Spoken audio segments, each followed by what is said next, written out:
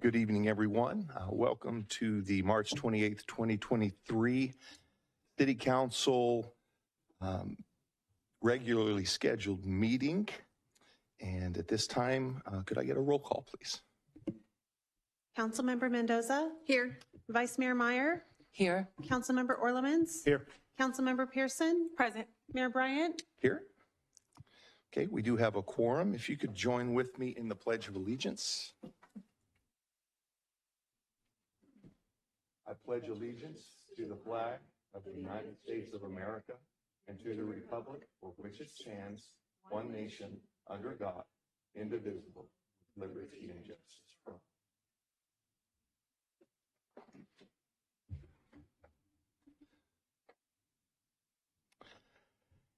At this time, we will open public comments, and I'll turn to you, Margaret. We'll take public comment in the council chambers, followed by Zoom public comment. If you're in person, please file a speaker card.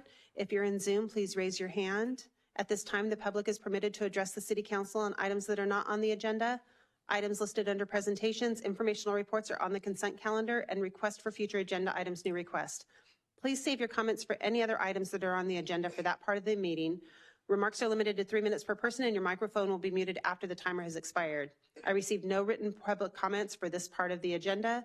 And while we encourage your comments, state law prevents the City Council from discussing items that are not on their meeting agenda, and if appropriate, staff will follow up on them directly. I do have 3 speaker cards in person. I'll start with Janet Frazier.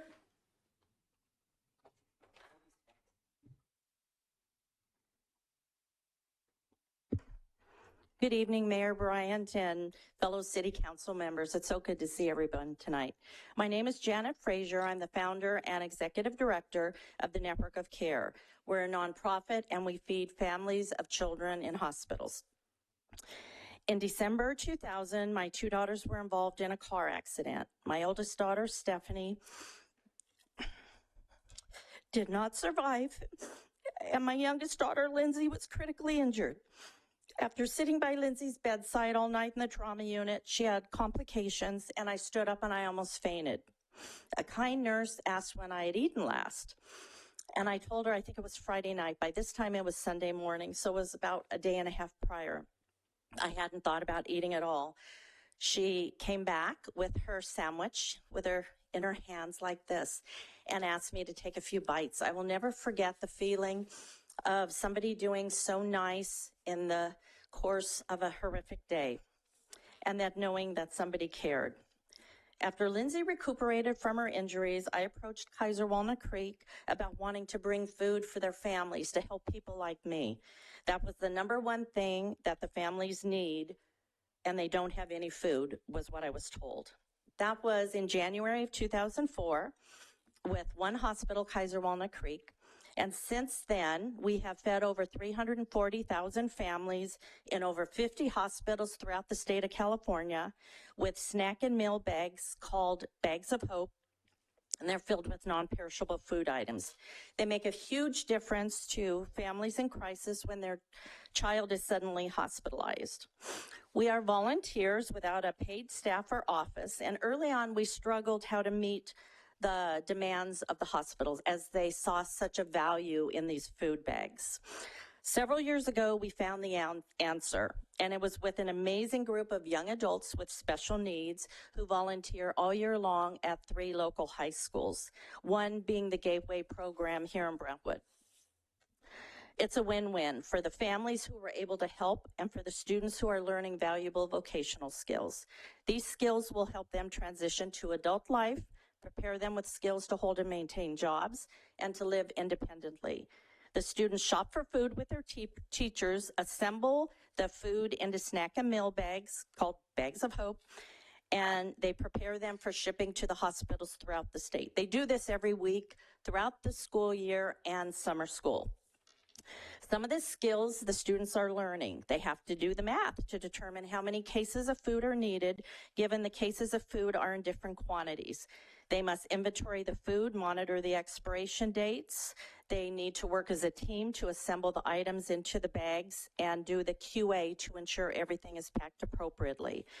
They then Can I have 10 seconds? You're not going to win.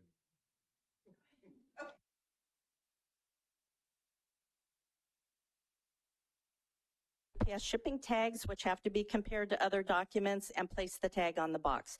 We would not have been able to do or to able to help the number of families we have without the help of these students. Thank you. Thank you.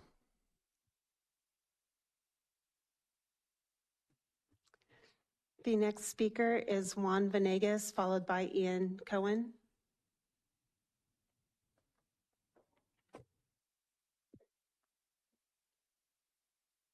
Good evening, Mayor, Vice Mayor, City Council. My name is Juan Venegas, and I'm a field representative for the NorCal Carpenters Union here in Contra Costa County, Local 152. I represent 3,500 carpenters in Contra Costa County. Carpenters joined this organization because they desire to learn the craft of carpentry. They desire to earn a livable wage and have a beneficial career. Our members are part of great communities all throughout Contra Costa County. That is why I believe labor standards language is critical for future construction projects. It should be used as a guideline for developers to follow. Specific language like apprenticeship, healthcare, and local hire would set the standard for developers when it comes time to bid on a project. Our members go through a carpenter's apprenticeship program. The program has a duration of 4 years and allows members to learn skills on the job and in a classroom setting with certified instructors. As they progress through the apprenticeship, they also obtain college credits. All this is done while earning a livable wage to provide for their families. Apprenticeship programs elevate the living standards of individuals by providing a debt-free education. With this in mind, carpenters would be able to secure jobs in their communities and give them a sense of purpose and belonging.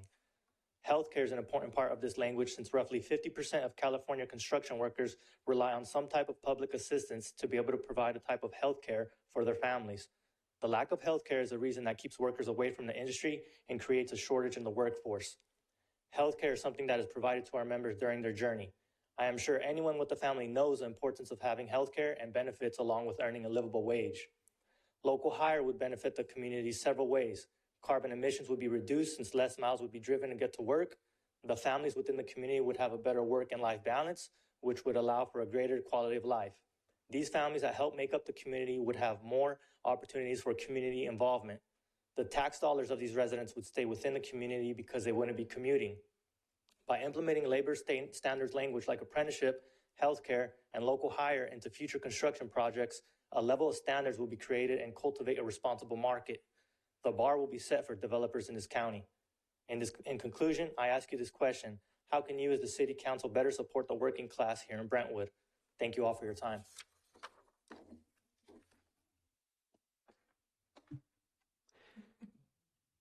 Thank you. The next speaker is Ian Cohen, followed by Kim Giuliano. Good evening, Council. I'll be providing our Youth Commission update tonight. As you all know, I'm Ian, the chairperson of our amazing Youth Commission. So next Saturday, if my calendar in my head is correct, is April 8th, and that is our first amazing, hopefully annual multicultural fair. And I'm not sure if the ad hoc's happy with me saying who's performing, but we will have amazing performances from Philam, the Filipino Club at Heritage. We have the EESA from Heritage, and we have a few other outside organizations like Asís in Mexico. So that's going to be very amazing. And I believe we have some food trucks that will be set up in front of the community center. So that is April 8th from 1:30 to 4 p.m. right here in our city park in our community center. We hope to have the full council and staff show up and support our amazing youth commission, our amazing multicultural city. That's really what we're hoping to celebrate. For the youth commission, we did our last meeting. We picked T&T for our youth-friendly business for the month of March because they really support our high school community and clubs out here in the city. And we all know, especially the Liberty high school kids love going over to T&T, and Heritage, we love going there on the weekends. And they're an amazing business. And also, I just want to give you guys the very heads up. June 23rd from 6:30 to 9 is our kind of annual, except for the exception of COVID, Youth Commission pool party that supports our college senior scholarship fund. This is meant for middle schoolers, and if anyone knows middle schoolers, please have them sign up when our summer activity guide comes out, which hopefully, well, Bruce is not here, the director, but someone can say when that will come out. The sign-up information will be on there, and that money goes and supports our scholarship fund, which we will be announcing the winners in a month or two. I don't know. Our window just closed. Hopefully, I'll have more information next meeting about that and see what amazing seniors got our scholarship. And that's pretty much all I got. Please come to our meeting next Wednesday at 7 p.m. right here in Chambers. We will be talking about some amazing items. And thank you so much, Council, for your amazing support of the commission. We really appreciate it. Thank you. The next speaker is Kim Giuliano, followed by Danny Dorman.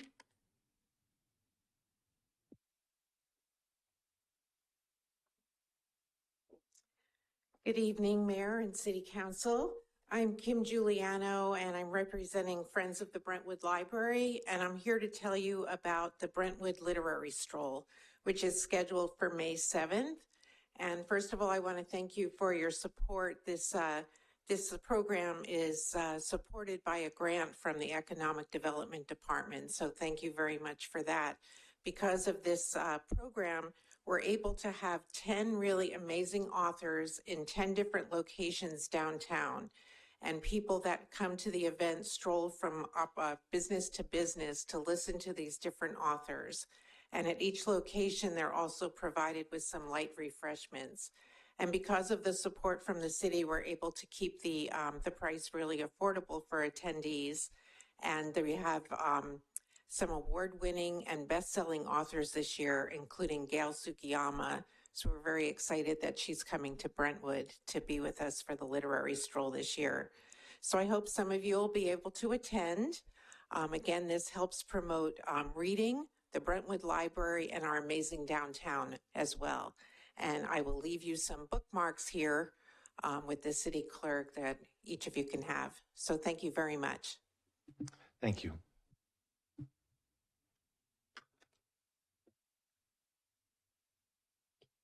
Thank you. The next speaker is Danny Dorman, followed by Denise Duran.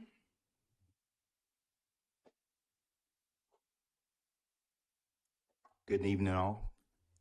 Not really prepared tonight, but I do want to say a couple of things. One, I am so sorry for your loss. As a parent and now a grandparent, I just can't imagine.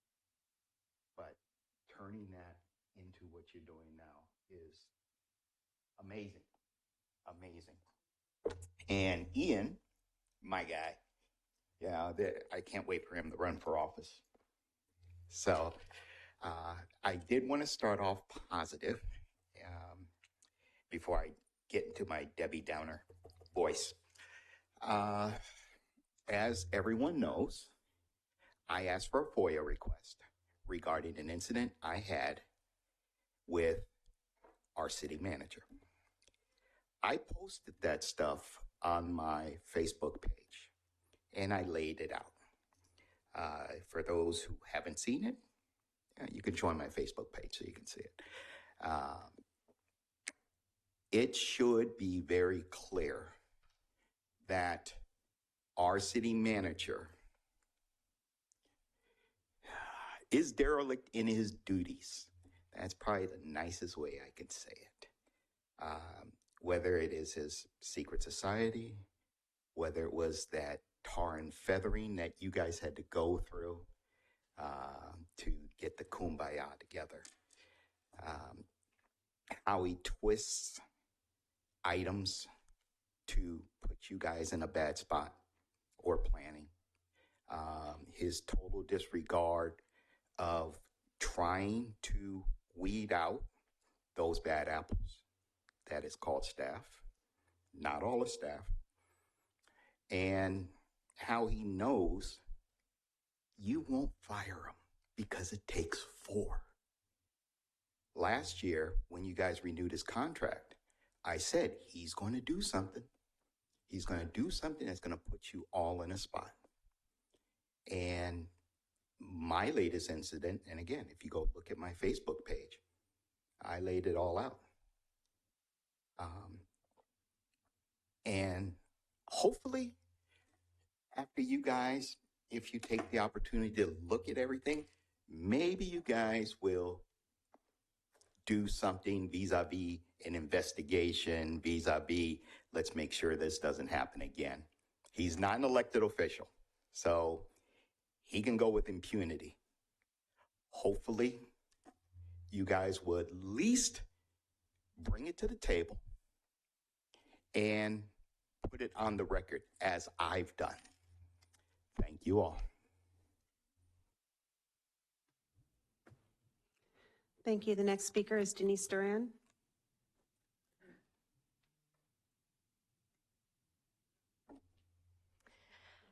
Good evening. Good evening, Mayor Joel Bryant and Vice Mayor Meyer and City Council members. Just a quick update as to what's been going on over at the local Brentwood Chamber of Commerce. I'm this year's Brentwood Chamber of Commerce president, for those that may not know. This month, we held a mixer at the Silvergate Apartments, which offers a central location for residents to enjoy a beautiful home with amenities, provides residents here in Brentwood for those who may also be in that space where they are preparing for home ownership here in Brentwood. I want to thank Councilmember Orlemans for attending, and also want to thank those city leaders for attending as well, from the city manager's office. And it really makes an impact. It definitely goes and promotes that sense of interest, connection, and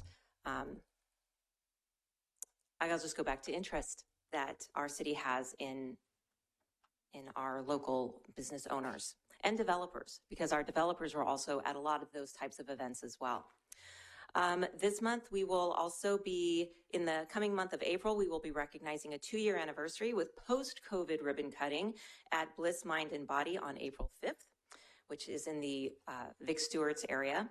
And our monthly mixer will be at Hotwork Studios, which is technically in Antioch. However, we're a local community. So welcoming those businesses in Antioch and those Brentwood residents who also do their shopping in the greater East County. And I will also mention that Kevin Nunes is a longtime Brentwood business owner at Planet Beach with Planet Beach Spray and Spa. Of course, dignitaries and city officials and city staff are always warmly welcome. It is our greatest honor and pleasure to be able to introduce you for all that you do, the amount of time, effort, work, energy that goes into what you do here to support the city. It's genuinely a privilege and honor to be able to show the residents and the business owners, these are the people who are working on your behalf. Also, just want to touch on some additional upcoming events. We've got Supervisor Diane Burgess's Mega Mixer that's going to be happening April 19th. And with regard to the Brentwood Chamber, we have our East Bay Business Expo and Job Fair, which is happening on May 9th. And this is something we're also very proud of, because this is something that we do in collaboration with the city of Brentwood, which is huge. We're also getting ready for Celebrate Brentwood. So with that, there'll be more information, and thank you again for your time. Thank you. I have no additional speaker cards in person. I do have 2 hands raised in Zoom. I'll call on Cinziana Todor, followed by Amy Tilley. Cinziana, go ahead. Hi, good evening. I would like to speak along the lines of City Brentwood Ethics and Code of Conduct violations by Councilwoman Pearson, referring in particular to the conduct with the public section. Making the public feel welcome is an important part of the democratic process. And up until she got elected and sworn in, I never experienced such pressure to stay quiet and stay in my lane for the past 20 years that I've been participating in city council meetings. The Code of Conduct says, be welcoming to speakers and treat them with respect. Members of the public were welcomed with eye rolls and threatened repeatedly by this council member and her family with lawsuits. Also, it says, be fair and equitable in allocating public hearing time to individual speakers. She proved repeatedly to be a bully by continuing to squash what people have to say to keep us in line. What she does not know is that people of Brentwood will continue showing up and speaking up regardless of her threats. I say this because she made it very clear she's not open to hear any opinions from the public unless it fits her personal agenda. Also, it says, be an active listener. She does not excel at this. She keeps talking even over her fellow council members, prompting them to do the same to defend the point that we're trying to get across. On top of that, she took extra time, if we remember in the last council session, when not appropriate, to tell Mr.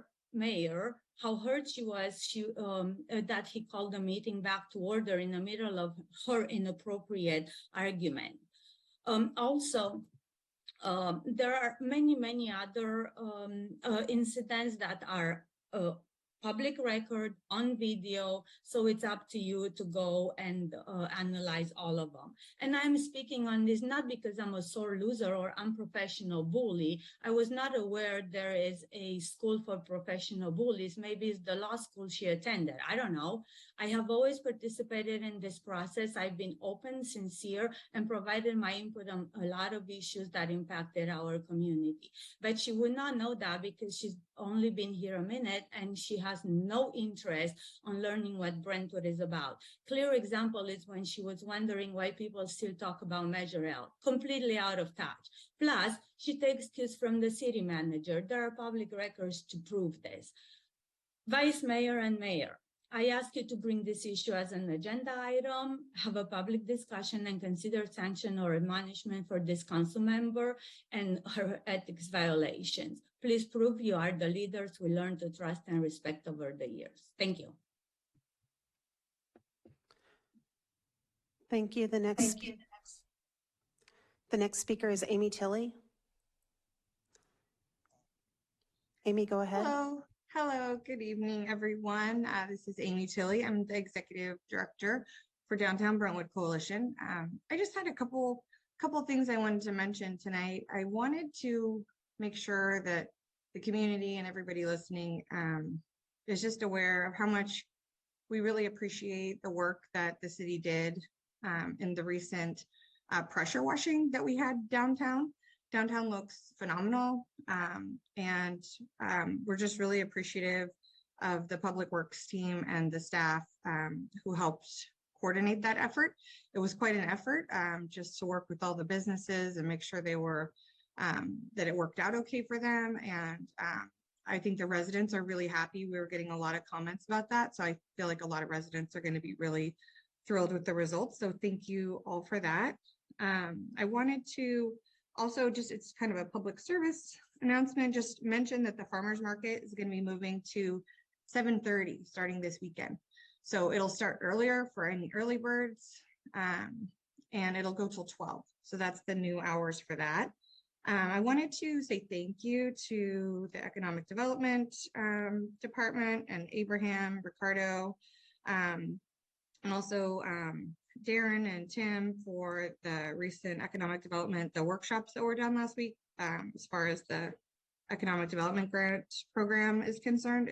Those were really, really well done and really helpful and just very welcoming. And we just really appreciated that opportunity to talk about those programs.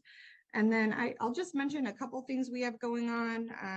If you guys do follow us on @Downtown Brentwood, you'll see this stuff too, but we're launching the We Love Local Downtown Challenge in about a week. And it's going to be a completely free pass for residents and visitors. And it'll be a directory, but also like a rewards pass so they can gain points for visiting local businesses. And we're really excited. It's going to launch in about a week, so just stay tuned for that. And then also registration's open right now for the Bags and Brews, the Cornhole Tournament. And this year it is on Memorial Day weekend. And so we're going to honor the fallen on that day. And we're going to have a military tribute happening at 12 o'clock prior to that event starts. So thank you guys so much. I know this is a lot of extra work. I know you guys, most of you worked a full-time job today, and we just really appreciate you being there and going through these long agendas and just being here to support the community. I know it's totally extra, and we appreciate all the council and staff that does this for us. So thanks, you guys. Have a good night. Thank you. I have one additional hand raised, Marisol Valles. Marisol, go ahead. Hi, thank you so much. I just wanted to repeat what I mentioned during the workshop, so that it was actually in public comments during a city council meeting. I wanted to see when there'll be a conversation with Pat Tanisha in regards to her name calling and intimidation of the residents. I just want to remind us that residents do have every right to speak and be concerned and ask valid questions of any city council person. She was quite unacceptable during one of the first workshops. I would like you to please have a public conversation with her and explain that civility starts with her. We should not bully or ask residents to please not speak. Intimidation should not be acceptable. Thank you very much.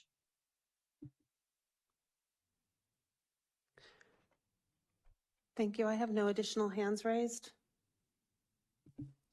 Thank you. At this time, then, we will close public comments and move into informational reports from council members, committees, liaisons, and staff. I think I started at the right last time, so we'll start with Councilman Orlemans. Good evening. Thank you for being here, everyone.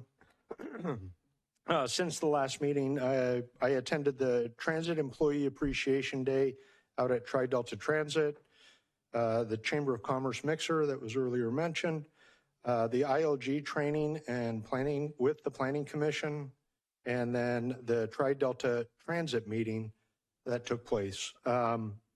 This morning, I got the opportunity, and I'm not going to take all of the chief's thunder, but I got to attend the swearing in of one of our new officers, which is always a great honor for a former police officer to watch somebody take into that or move into that role. But this one might have been even a little more special in that I think he's third generation Misquez with the Brentwood Police Department, and his entire family is part of law enforcement.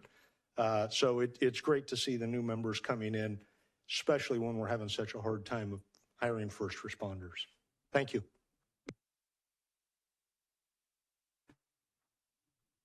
Councilmember Mendoza. Hello. Since the last time we met, I attended the 2023 legislative briefing for new legislation overview with Cal Cities, attended our neighborhood's Voices Wednesday night information meeting, attended the Latino Caucus Public Relations and Strategic Plan Committee meeting as a board of directors, attended the Housing, Community, and Economic Development Policy Committee. We went over a lot of local control on that meeting, if you've heard me talk about that maybe once or twice. The ONV leadership meeting, the Cali meetings where we actually talked about tiny home villages for affordable housing. Let's see, we had a local resident meeting where I spoke about the housing bills and Cal Cities and their role and how they can get involved on local control.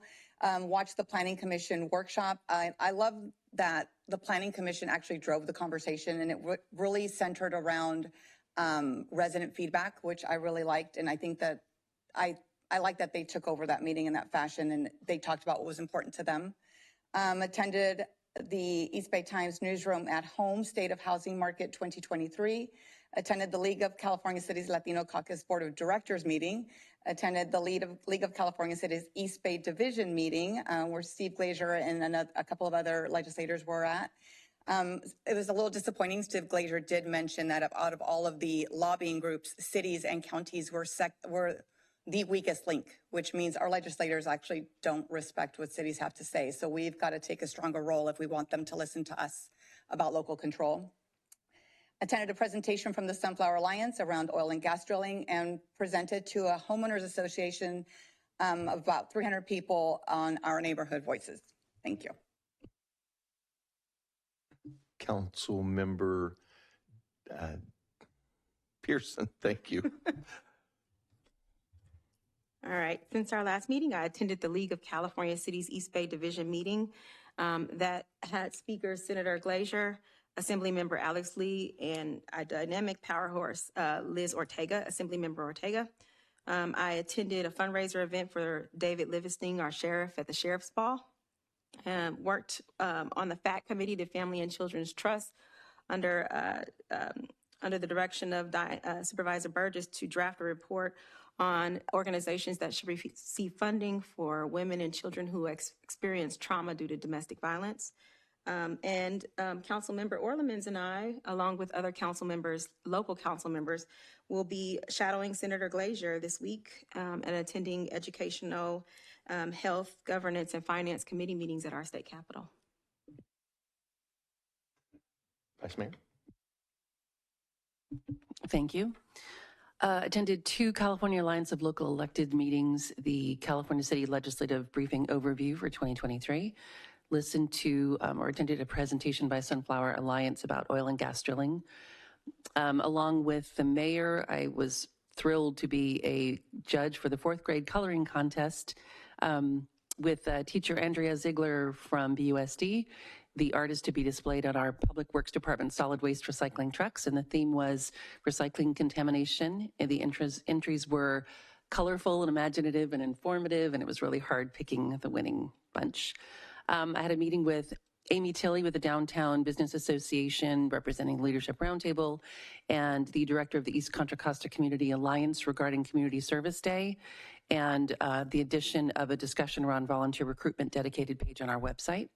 This is continuation of an item I brought last year, and I understand that the police department is also involved in that planning.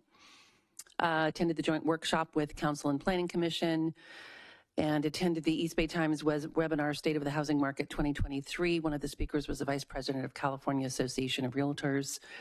In my mayors and council members president role for Cal Cities, I attended the City Leader Summit prep meeting with the keynote speaker. Last week did the swearing in of a Parks and Rec commissioner. And by the way, the staff did an informational during that. It wasn't just the commissioners that did informationals. I loved that. I think it's something we should talk about.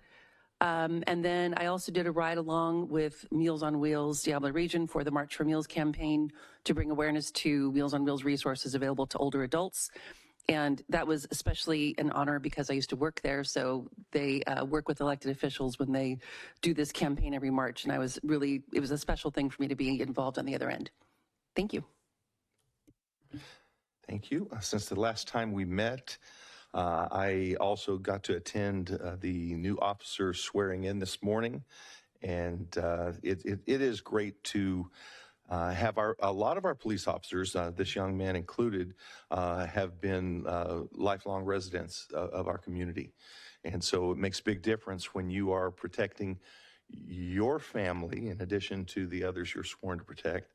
And also I attended the Tri-Delta meeting as well as the Tri-Delta Transit Employee Appreciation Day. With the Vice Mayor, I participated in the coloring contest judging, and it is absolutely shocking how talented some of those 10-year-olds are. It's great to see. Also, I attended the special joint council and planning commission meeting, as well as I met with 2 of our neighboring mayors. Again, setting up an opportunity for us to do regional planning and participation to bring economic development and reasonable growth that fits each of our communities. It's not one size fits all. And we're also going to be joining with some of the other Bay Area mayors and going up to the state to see that our needs individually as an East County region are listened to, and again, push for as much local control as possible for as long as we can control our destiny in that area. And I don't have any further things to report at this time. So we will move into consent calendars, and I would like to pull item B1. Do I have a motion on the rest of the calendar, or are there any other items that we'd like to pull? Mayor, I'd like to make a motion to adopt the consent. Actually, I'm sorry, I was just looking for my number. I'd like to pull B6, please.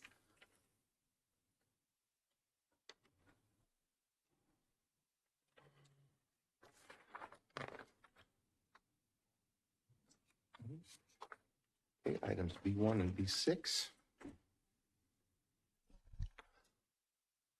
Mayor, absent items B1 and B6, I'd like to make a motion to adopt the consent calendar. Okay, we have a first. Second. Second. All in favor, aye. Aye. Opposed? Mr. Mayor, excuse Yeah. me, the city clerk needs to read the ordinance title before the vote. Thank you, Margaret. An ordinance of the City Council of the City of Brentwood approving a zoning text amendment RZ 23-002, which would amend Chapter 17.030 definitions and Chapter 17.660 encroachments into required yards of the Brentwood Municipal Code. Thank you. Now, all in favor, aye. Aye. Opposed? It is unanimous.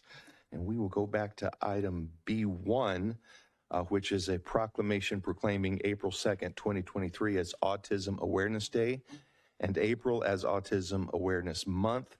We do have a lot of families and representatives here for this item, and it was requested to be pulled by Vice Mayor Meyer and Councilmember Pearson. And so if both of you could join with me up at the dais, and we will get the mic over.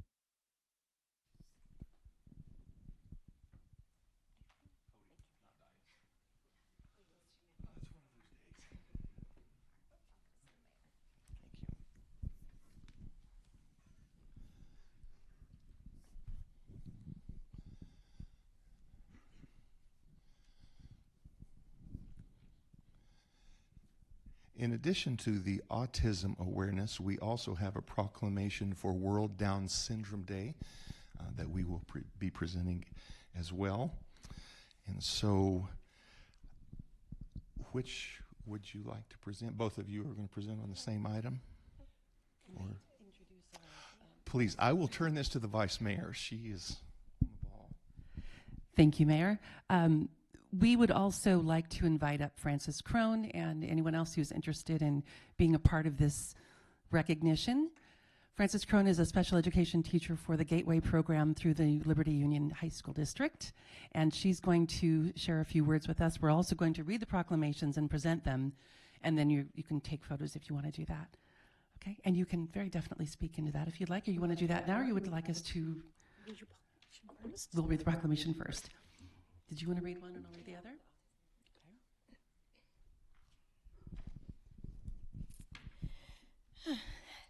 I'm standing here as a parent of a child who has autism, cerebral palsy, 3P deletion, and I'm so appreciative for everything that you all do. So it's an honor to read this proclamation right now.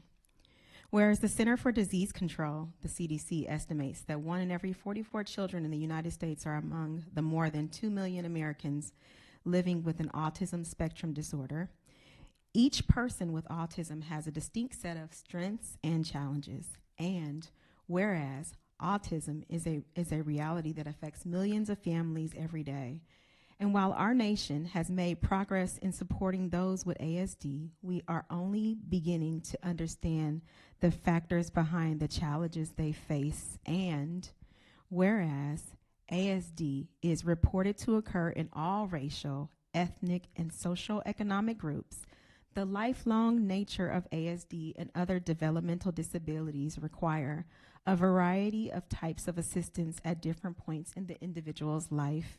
And whereas a variety of public and private organizations and agencies strive to provide quality care, support, resources, and services to children and adults with ASD to enable them to live as independently as possible and reach their full potential.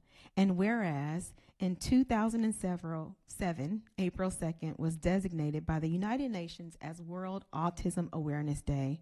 On this day, supporters around the globe light up their homes and businesses blue. Now, therefore, be it proclaimed that the City Council of the City of Brentwood does hereby recognize April 2023 as Autism Awareness Month and encourages the citizens of Brentwood to learn what more they can do to support individuals on the autism spectrum and their family. Thank you. And I am also the mother of a special needs child and worked with this population for several years with children with nonverbal autism, and then continuing my role now with young adults with special needs. So I'm going to read the World Down Syndrome, which ended up happening last month, but we did not have a recipient, and we thought it would be a beautiful thing to combine the two since you work with multiple populations. Whereas Down syndrome remains the most common chromosomal condition diagnosed in the United States, the Center for Disease Control estimates that about 6,000 babies born in the United States each year have Down syndrome. Each person with Down syndrome has different talents and the ability to thrive. And whereas World Down Syndrome Day is the day that the Down syndrome community creates a single global voice advocating for the rights, inclusion, and well-being of people with Down syndrome, and whereas the message of this year's theme, With Us, Not For Us, is key to a human rights-based approach to disability, which views people with disabilities as having the right to be treated fairly and have the same opportunities as everyone else. This means working with people with Down syndrome and others to improve their lives, not just for them. And whereas people with Down syndrome attend school, work, participate in decisions that affect them, have meaningful relationships, vote, and contribute to society in many wonderful ways, now therefore be it proclaimed that the City Council of the City of Brentwood does hereby recognize March 21st, 2023 as World Down Syndrome Day, and encourages the citizens and organizations of Brentwood to learn how they can better represent and work with people with Down syndrome, not just for them. Thank you, and I'm very, very pleased that you're all here. Thank you so much, Vice Mayor Suzanne Meyer and Mayor and council members and everyone that's here. Gateway has been part of the community now for 16 years, and so small program that is just continuing to grow larger. And we serve the students that are 18 to 22-year-olds within the community, and the students come from a lot of different backgrounds, and we work with students with autism, with Down syndrome, and many other disabilities. And what's amazing is to see how incredibly independent and successful these students can be when they are part of the community. And as a whole, Brentwood has been amazing, an amazing part of that. We teach the students how to ride the city bus, how to do different jobs within the community, and then they spend 4 years at our Gateway program, and doing activities like what Janet Frazier had shared, packing the bags for the hospitals. We also have students who volunteer for Hope House, which is the Contra Costa Food Bank, and they pack groceries there for people in the community. A lot of the students, once they leave Gateway after 4 years, they get jobs in the community. And so if any of you shop at the Balfour Safeway, we have students that work there that came to Gateway. We have students across over at the 2nd Street Safeway that came to Gateway. We have a young lady here who works at a day program who also was a Gateway student. This year we hired 2 of our students back. One works in one works in the cafeteria, and one is actually a paraprofessional sub in our school district too.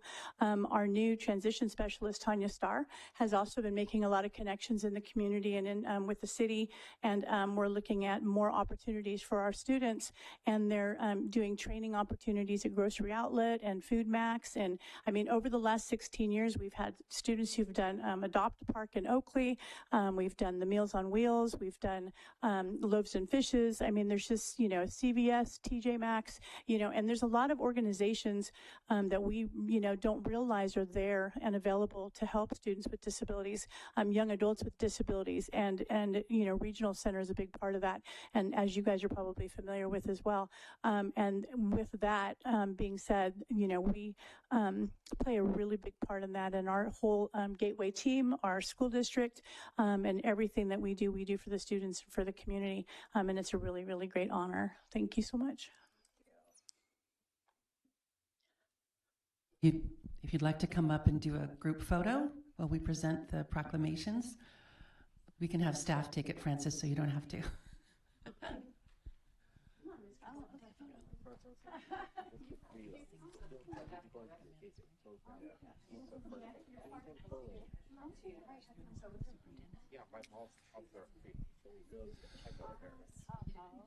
Mr. Superintendent, would you like to say anything?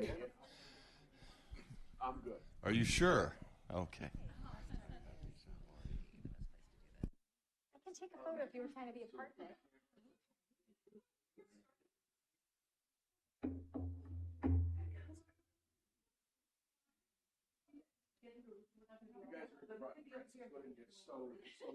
This is the camera everyone at home will be looking at.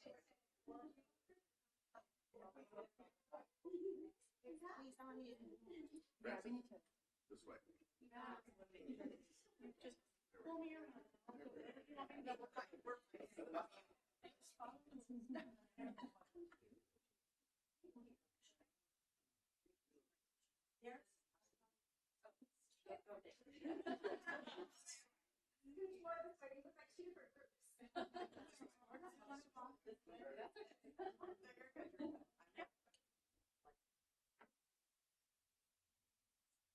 Taking 75. Oh my God, thank you. Thank you. It's a great opportunity.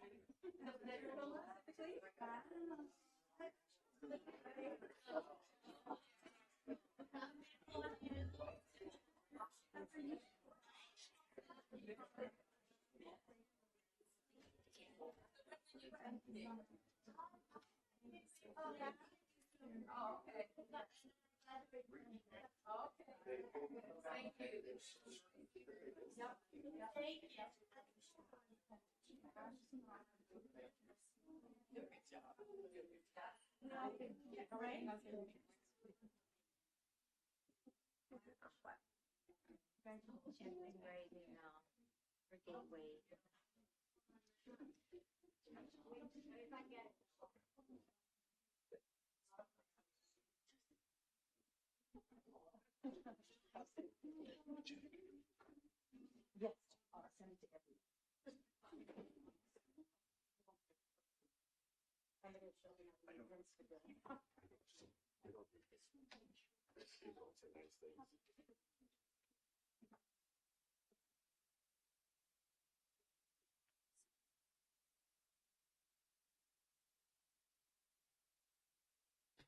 Before we go further, I do want to thank them again for everything they do. And like has been said, if you get to go to Safeway on Balfour, there's a young man by the name of Chevy that will make sure you are taken care of. And he got his training and inspiration through this program. And it's phenomenal for all the families in our community that these young people through this program are genuinely an inspiration to us because no one has told them they can't. They have been told they can do whatever it is that's in their heart, and they do. And it's just an inspiration. So thank you so much. I know it's a labor of love, but you help us all understand, more about what humans can do and what love does. So thank you so much. Yeah, I think they deserve a hand for sure. So if I can do it without choking up, I'll go to this next item, B6. So Vice Mayor. Thank you. This came from a discussion about the annual progress report for the housing element and how we are reporting out on our progress in this area of affordable housing, what we're trying to do as a city to increase the availability of it. And so we did make some changes. The increase of the affordable housing percentage from 10 to 13% is noted in there, but what isn't noted in the progress report is that we are now not accepting in lieu fees for developments 9 and under homes. And so this is actually it was a big move on our part, and I felt like it really should be included in the progress report to show that we are doing our best as a city to make that availability there. So it was really just a minor, just wanted to share that update with everyone just to understand where that question came from. Not expecting any changes, not any delays or anything like that. This is just a matter of including this update in the housing element progress report so the state is aware of the work that we're doing in this area. Thank you. And with that, I would like to make a motion to approve B6. Well, can I add just really quick? Of course. I think it's important. We fought really hard for this, the prior council, and we feel very strongly about affordable housing. If it was up to us, we probably would have gone higher, but because of state laws, we were kind of trapped into a 13%. But we do have families that have started moving into the affordable housing off of Walnut. And the families were okay with us knowing that they were moving in. And there was one family of 8 who lived in a trailer, a family of 8, and now they have their first home. So every single affordable housing house makes a difference. So to the developers that are doing it, thank you so much. I appreciate it more than you'll ever know. And we will continue to fight for affordable housing even at the state level. Thank you. And is that a second? That is definitely a second. Okay. We have a first and a second. All in favor, aye. Aye. Opposed? It is unanimous. We will move into item C, public hearings. Item C1, we will hear a request for approval of an 8-lot subdivision, Inez Estates. The project includes a mitigated negative declaration, vesting tentative subdivision map, design review, and a variance. And Senior Planner Crystal DeCastro will present. Crystal? Thank you, Mayor Bryant. Good evening, members of the council. The project before you tonight is the Inez Estates, a subdivision for 8 single-family homes by Cyrus Land Investments, LLC.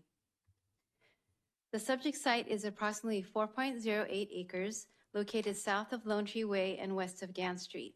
Currently, the subject site is vacant and is an irregular shape, similar to a scalene trapezoid with a tail end at the southeast portion of the site. The surrounding uses include, to the north, Lone Tree Way and single-family residential subdivision. To the south, a 30-foot wide easement owned by the East Contra Costa Irrigation District and the 3-acre parcel developed with single-family residents. To the east is Gann Street Pocket Park, and a single-family residential subdivision known as Sterling Preserve. Then to the west, a single-family residence, Valley Oak Nursery, and Union Pacific Railroad beyond.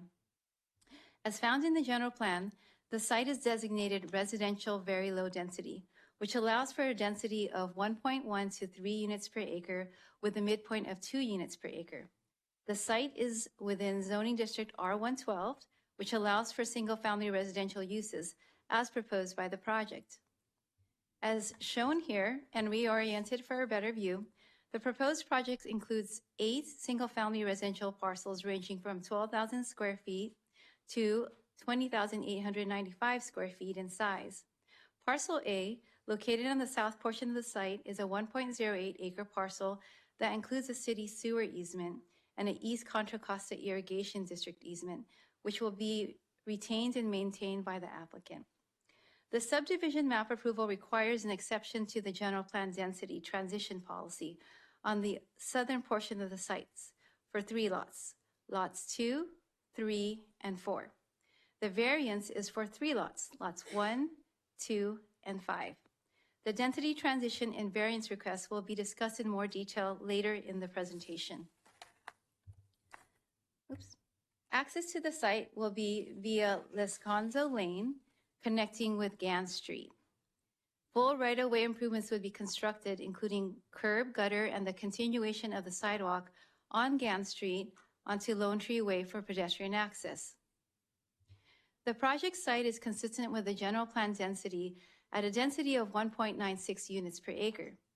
Per the general plan density transition policy, lots facing or abutting existing residential lots of 1 acre or more are required to be a minimum of 20,000 square feet. In this case, the property south of the site is 3 acres in size, and lots 2, 3, and 4 are below 20,000 square feet, having a range of about 12,000 to 15,000 square feet in size. However, modifications to this requirement can be granted if the adjacent property has a similar land use or zoning designation that would enable the future subdivision of the adjacent property into lots of a size similar to those planned in the proposed subdivision, even though the property owner has no present intentions to subdivide the property. The 3 acre parcel to the south has the same zoning and general plan use designation as the proposal. Therefore, this 3-acre lot would also be enabled to subdivide the lots of a similar size to those planned in the subdivision in the future. Additionally, as required by the general plan, the applicant has made a good faith effort to secure a response from the adjacent parcel owner. The parcel is consistent with the zoning development standards with the exception of lots 1, 2, and 5 as highlighted in the following table. These items require variance.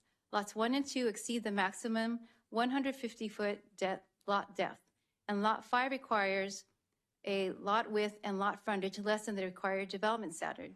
The requested variances provides for a development that would occur in a logical and orderly manner, consistent with the policies and the goals of the general plan. When the application was originally submitted, staff worked diligently with the applicant to reduce the number of lots to meet the midpoint density requirement as found in the general plan, and thereby avoiding a need for a rezone. After reviewing several iterations of the map, working with the applicant to reduce the number of lots, and discussing possible design solutions, it was determined that the optimal design, due to the irregular lot shape of the subject site, would require a variance for 3 of the proposed lots. The proposed configuration of the subdivision respects the midpoint density and creates an efficiently aligned connection to Gann Street and Teals Court across the street. The 8 residential homes includes a variety in unit plans, with 3 home plans and 2 architectural styles, farmhouse and craftsman. The proposed architecture is uniquely designed, allowing for increased variation of building design and massing throughout the subdivision. All of the plans offer decorative garage doors with glass inserts, flat concrete tile roof, decorative gables and details, and deep-set entryways. The proposed homes are designed to meet all applicable city development standards to create a quality neighborhood in accordance with the residential design guidelines. In conclusion, the project is consistent with the goals and policies of the General Plan and Zoning Code and complies with the residential design review guidelines. Additionally, the Planning Commission held a hearing on February 28th and reviewed the project.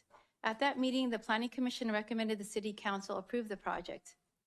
Council's approval tonight would include the adoption of the mitigated negative declaration, vesting tentative map, including the density transition exception, variance, and design review. This concludes the presentation, and staff is available for any questions. Thank you. Are there any clarifying questions of staff at this time? Seeing none, then at this time, I will open a public hearing. And Margaret, do we have any public comments? I believe we need to hear from the applicant first, and they'll get 10 minutes.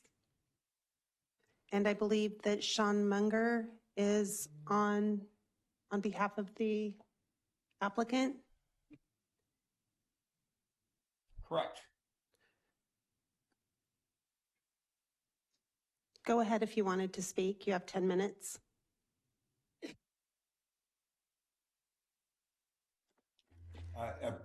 Brian? It's okay. You know what, Sean? I'm here. Well, I'll take it from here for just a moment. Sorry about that. So Jackie Sino here. Good evening, Mayor, members of the council. I appreciate the opportunity just to speak on behalf of the project for a few short moments. That was Sean Munger. He is our consultant with NGO. I asked him just to be available if there are any questions regarding topography, soils, anything in the reports that you wanted to run by him. I also have a couple of members of my team that we can answer any questions that you might have. So just to iterate what Crystal had mentioned, I've had the property. I bought it back in 2018. So I've spent over 5 years trying to work out a plan that is acceptable and fits with the requirements of the city ordinance. It is a very irregularly shaped parcel, and so it's been a little bit challenging to actually get the lot count. So I started out with the 2 parcels, 11 lots, and then over a period of time, I've worked with staff, with Crystal, also with Eric, with Alan, also met with Alexis, and began to go through and see how we can try to avoid having to do a PD or any type of a rezone, and stay within the city standards as much as possible. And over a period of 5 years, I've done as much as we can with the parcel to get the 8 lots, reducing it from 11. You know, again, Crystal had gone over, it's a very thorough staff report. So I'm proposing the 8 lots, 3 floor plans, different elevations, 2 different elevations, farmhouse and craftsman. It's a very straightforward project. Again, whatever questions that you might have, I'm happy to answer. I don't want to go into too much detail, but appreciate the opportunity to be able to present tonight. Thank you. Are there any questions for the applicant this time? I don't have a question, but it's almost like a comment. You hear us say a lot, like stick to the general plan. And I want to say thank you because it's really close to the 2 units per acre. Yes. And that means a lot to the residents in Brentwood. So thank you for that. Okay, absolutely. Thank you. Okay. You're certainly welcome to use the rest of your time, or if you've got nothing else, we can move forward. Okay, for now, yes, absolutely. Any questions, I'm happy to answer them. Okay, thank you. Thank you.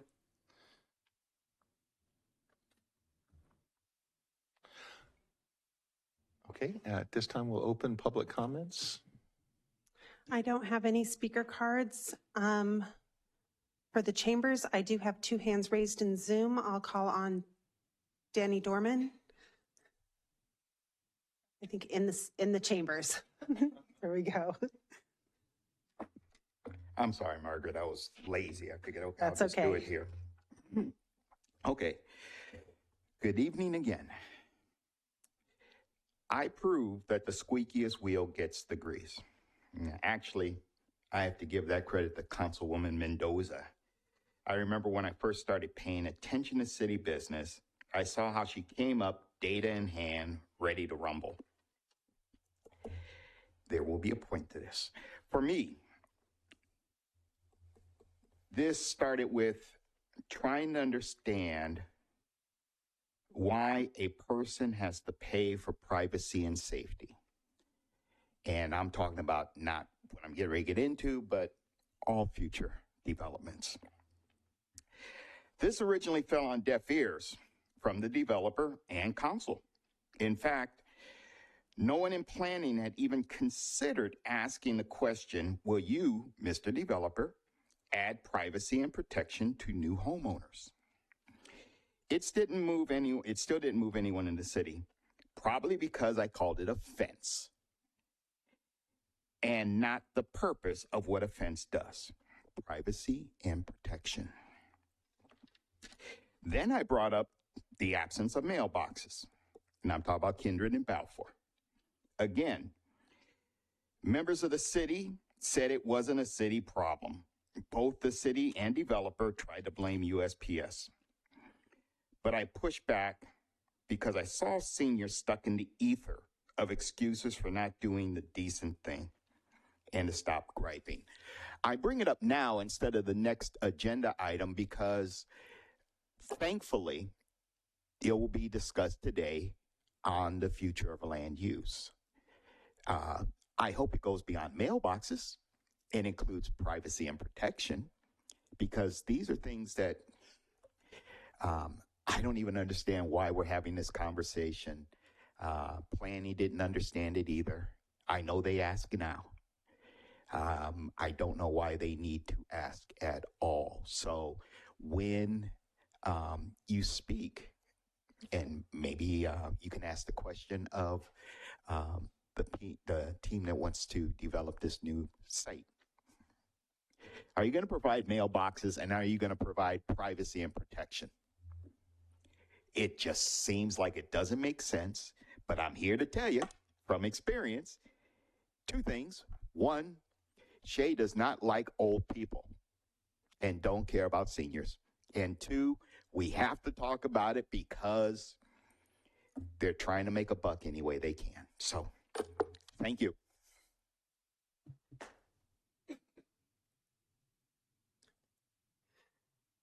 Thank you. The next speaker is Carolina Villaseca. Carolina, go ahead.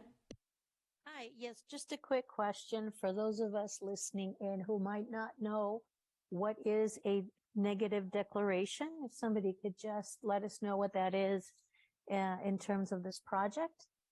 Thank you. Thank you. I have no additional hands raised and no speaker cards. Okay, at this time, we'll close public comment. And before I address the question of the caller, I do need a motion to close the public hearing.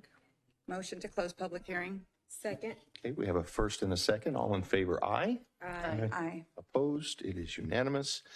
Staff, if we could address what a negative declaration is. Thank you. Sure. I'm going to pass it over to our CEQA consultants because I think they would be better at providing information regarding this question. Her name is Christina Irwin from De Novo, and she's on Zoom.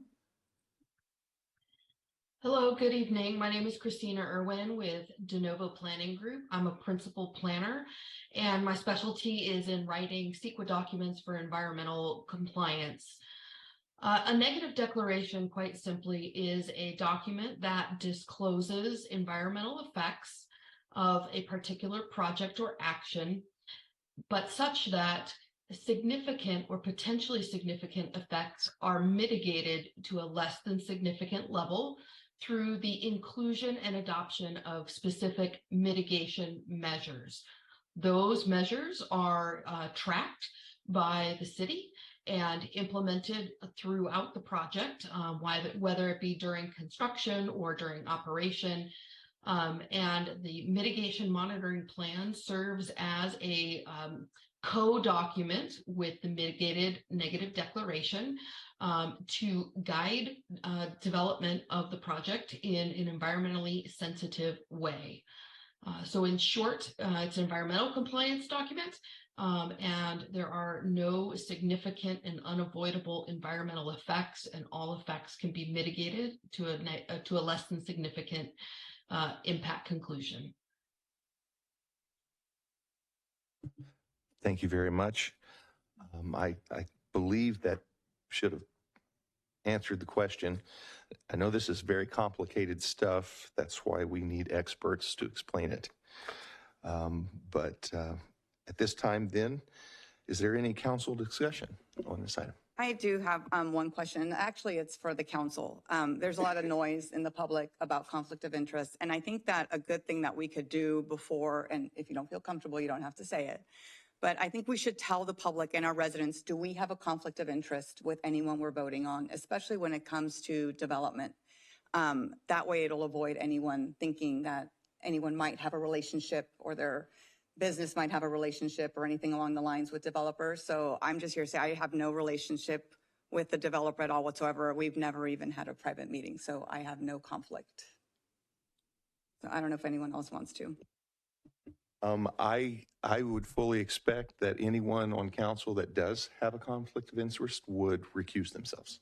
That has come up before, and we were in the middle of a meeting when the conflict came up. So I would say that, but we've had instances where it has happened and we didn't find out until after the fact. I have no conflict of interest.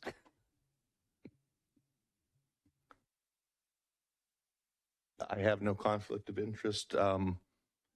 Should that ever occur, I will tell you personally, I take it very seriously, and I have counsel with our legal counsel, who are very diligent to make sure that all of the council members adhere to the law. And so I'm comfortable. And to be clear, I have had to recuse myself, not about a development, but something else that connected to a previous job. So there isn't shame in that. It's just a matter of being transparent about it. Sure. Okay. I don't have any conflicts with anybody. I don't have relationships with developers. But if I did have some, as we have in meetings, I would recuse myself on anything that come up. So,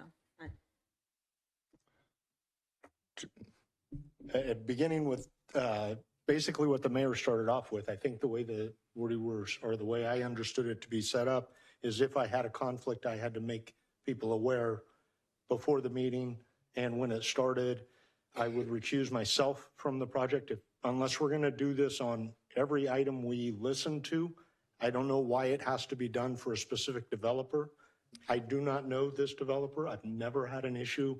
I've never had a business dealing with them. I do not have any conflict, but I don't understand why we're doing it specifically with builders. If we're going to do it with builders, let's do it with every item we look at from now on, because it doesn't make much sense to me just to pick it against one. I would love to do it for every item. I mean, I think it's just the right thing. I'm going to do it with every single development and every single business that coming forward, because there's too much noise out in the public.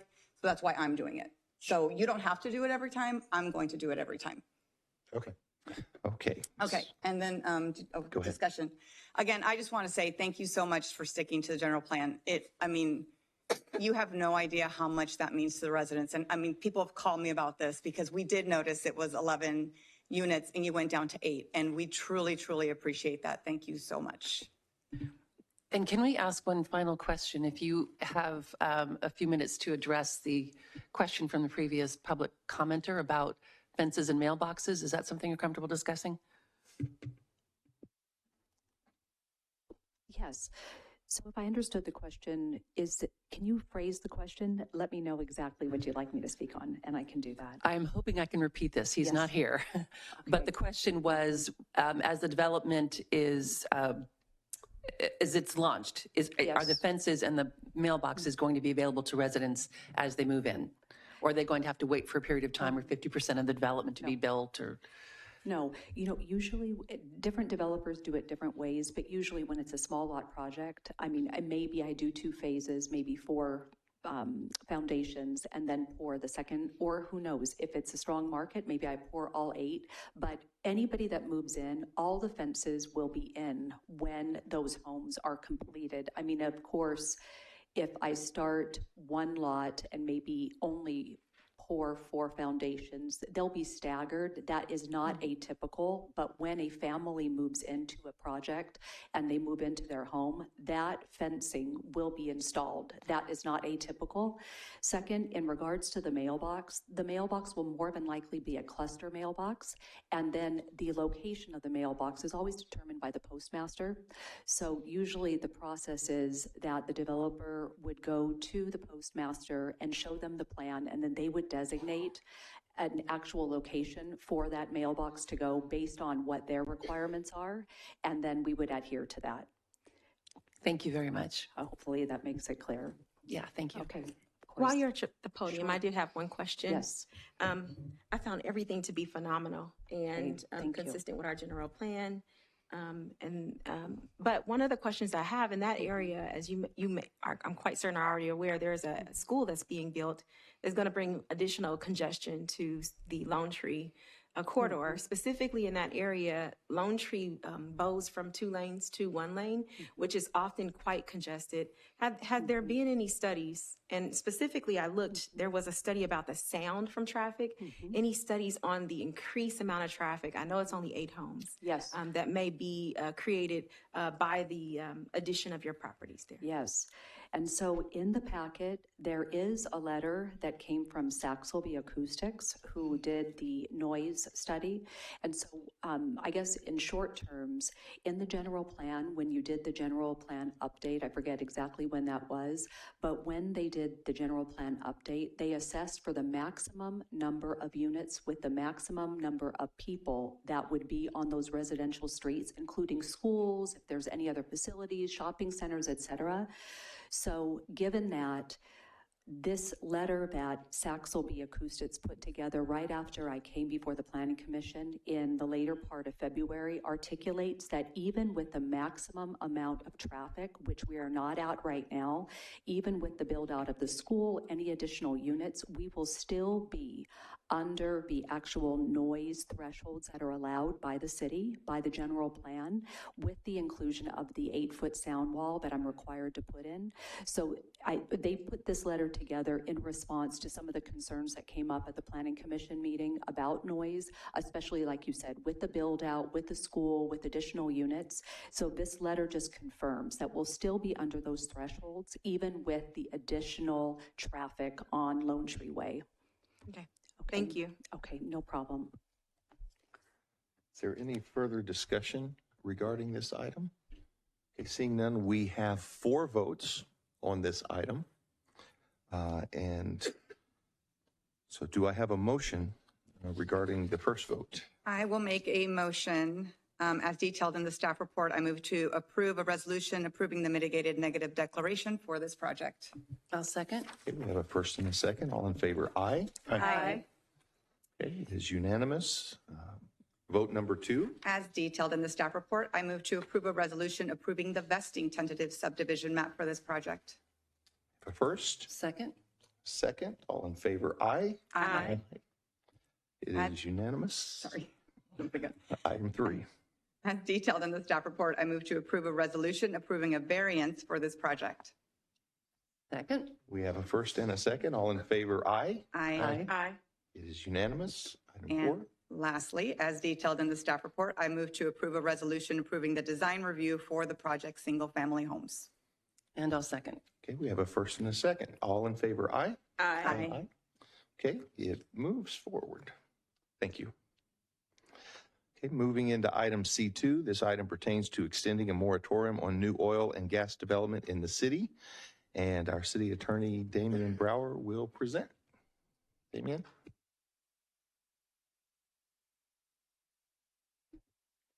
Thank you, Mr. Mayor, honorable members of the City Council. I just have a fairly brief report tonight on this item.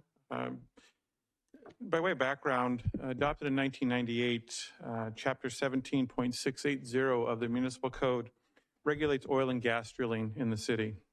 In March of 2022, the then council directed staff to return with an interim moratorium on new oil and gas drilling in the city, while they're working on an ordinance that would target all uses within 3,200 feet of sensitive receptor areas, and if appropriate, a permanent ban on new oil and gas drilling. In April of 2022, you adopted an interim moratorium on new oil and gas drilling, so a permanent ordinance could be researched and drafted. And in May of 2022, the interim moratorium was extended for a period of 10 months and 15 days as allowed by state law. Staff and special counsel have been studying the issues related to preparing the ban and preparing the ordinances, specifically 2 ordinances. The first being a permanent ban on new oil and gas drilling in the city, and the second being updating our current regulations. And that ordinance would only go into effect if the permanent ban was successfully challenged. So you'd still have regulations in place if the permanent ban went away for whatever reason. We're close to finishing both ordinances, but are not going to be able to complete them prior to the expiration of that 10-month and 15-day period. So as allowed by state law, tonight's ordinance extends the moratorium for 1 year.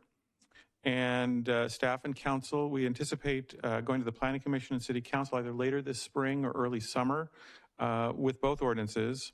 And just regarding tonight's ordinance, after publication, we discovered a minor typo, and we'd ask that it be corrected in the motion. And specifically in section 3 on packet page 382, there's a reference to the 10 months and 15 days, and that should be replaced with 1 year. The date that's in that section is correct. Again, packet page 382, there's a reference to 10 months and 15 days, and that should say 1 year, but the date that's there is still correct. And that concludes my report. We have myself, Special Counsel Kyler Radin, and Community Development Director Morris available to answer any questions that you may have. Thank you. Are there any questions of staff at this time? Seeing none, I will now open the public hearing, and I'll turn it to Margaret.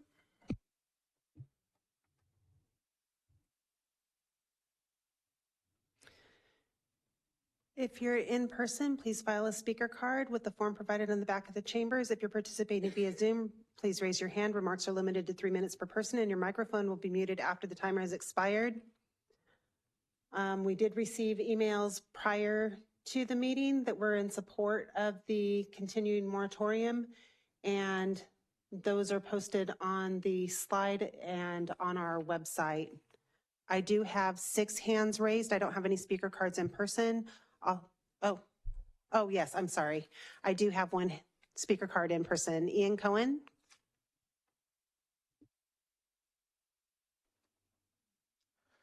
Good evening, Council. I know you're hearing a lot of me tonight, and you heard me a year ago twice a year ago when we're talking about this.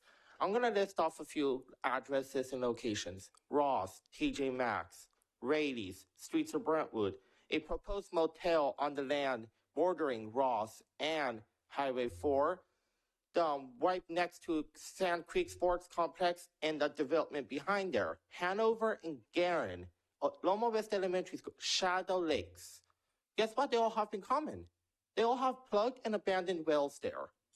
And the city did receive a legal error, which I'm not going to talk about a year ago, and a layer came in countering that. But basically, we need to put in these two ordinances right immediately. Well, I understand not immediately, but we need to extend it and get them in place because our youth is depending on council. We do not want these wells ever coming back. I understand there's a 3,200-foot SB 1137, which I am proud of our state for passing that. But it's up to the council to tell the oil industry, stop bullying us, because they're not going to threaten us and tell us, hey, we have this well right by homes and businesses that we might restart.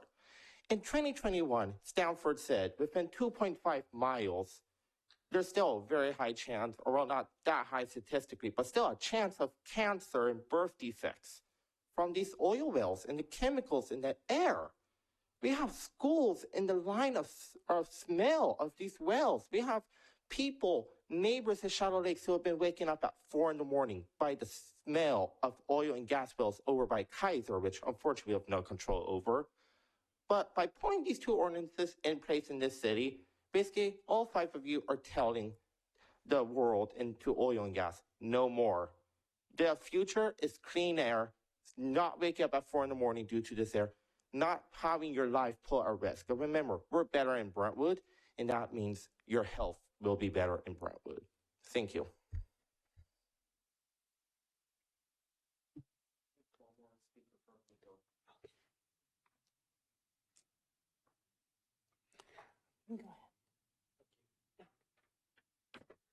The next speaker is Nigel Jessen.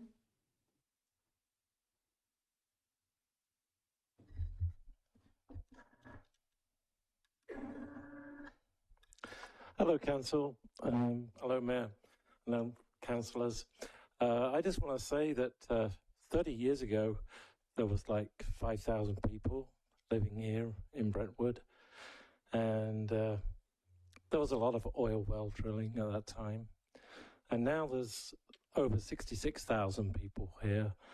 I think Bob Nunn has had his chance to pull oil out of the ground, and we really don't need it anymore. So I really want to support the total ban on oil in the area. Okay, thank you. Thank you. The next speaker is Carolina Villaseca. Carolina, go ahead. Thank you. First, I would like to thank Ian Cohen for his indefatigable actions on this topic. And I support his future and the youth in Brentwood by asking you to completely ban oil and gas drilling. Just so you know what's at stake here, we have 278 plugged and abandoned wells in Brentwood. The majority, per the CalGEM website, are concentrated in districts 2 and 3.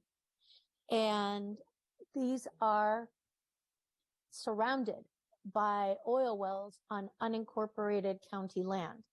In order to keep our residents safe from pollutants that are being emitted into the air, and also from future contamination of air, soil, and water, we need to send a strong message by banning oil and gas drilling to the County Board of Supervisors. Antioch has already taken the lead.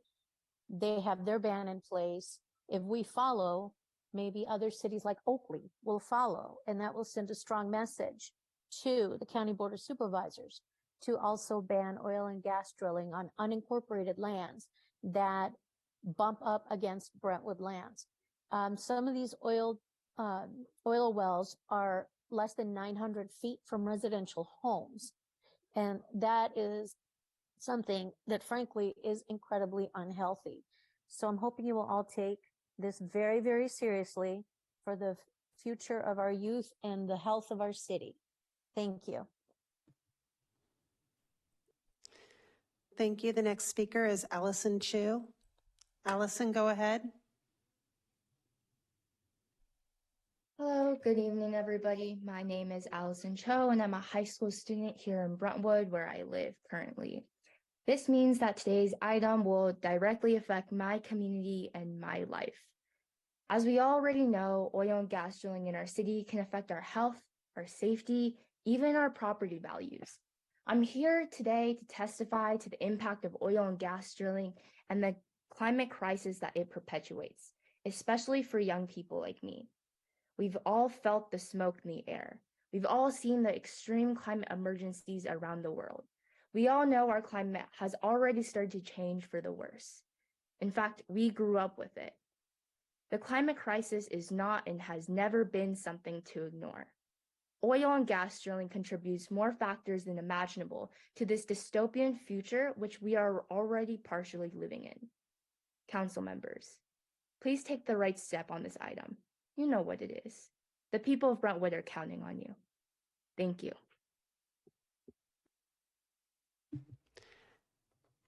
Thank you. The next speaker is Nina DeMino. Nina, go ahead. Good evening, everyone. My name is Nina Damiano, and I'm a high school junior in Contra Costa. Tonight, I want to speak about the pressing necessity of a ban on oil and gas drilling. The proposition of an extension on the moratorium on oil and gas drilling in Brentwood is one that I'm very thankful for. It's a major step forward in a mission to protect our future from harmful drilling. To further the path that we're currently on, there must be a permanent ban on oil and gas drilling and development within city limits. Cities have a responsibility to provide both safety and security to its citizens now and in the future. Ending the moratorium on oil and gas drilling threatens both of these crucial facets and endangers the health of many Brentwood residents. It's a fact that the drilling of oil and gas puts pollutants into the air around us, and when these pollutants are compounded day after day, they can lead to often fatal health effects. People who live near oil and gas drilling sites have been proven to be exposed to toxins such as volatile organic compounds, ozone, carbon monoxide, toxic particulate matter, and nitrous oxide, just to name a few. These pollutants have been proven to cause asthma, cancer, respiratory diseases, preterm births, liver damage, and countless other adverse health effects. The risk to the health of the people of Brentwood, to the youth, families, and citizens here, is simply too great a cost to pay for drilling.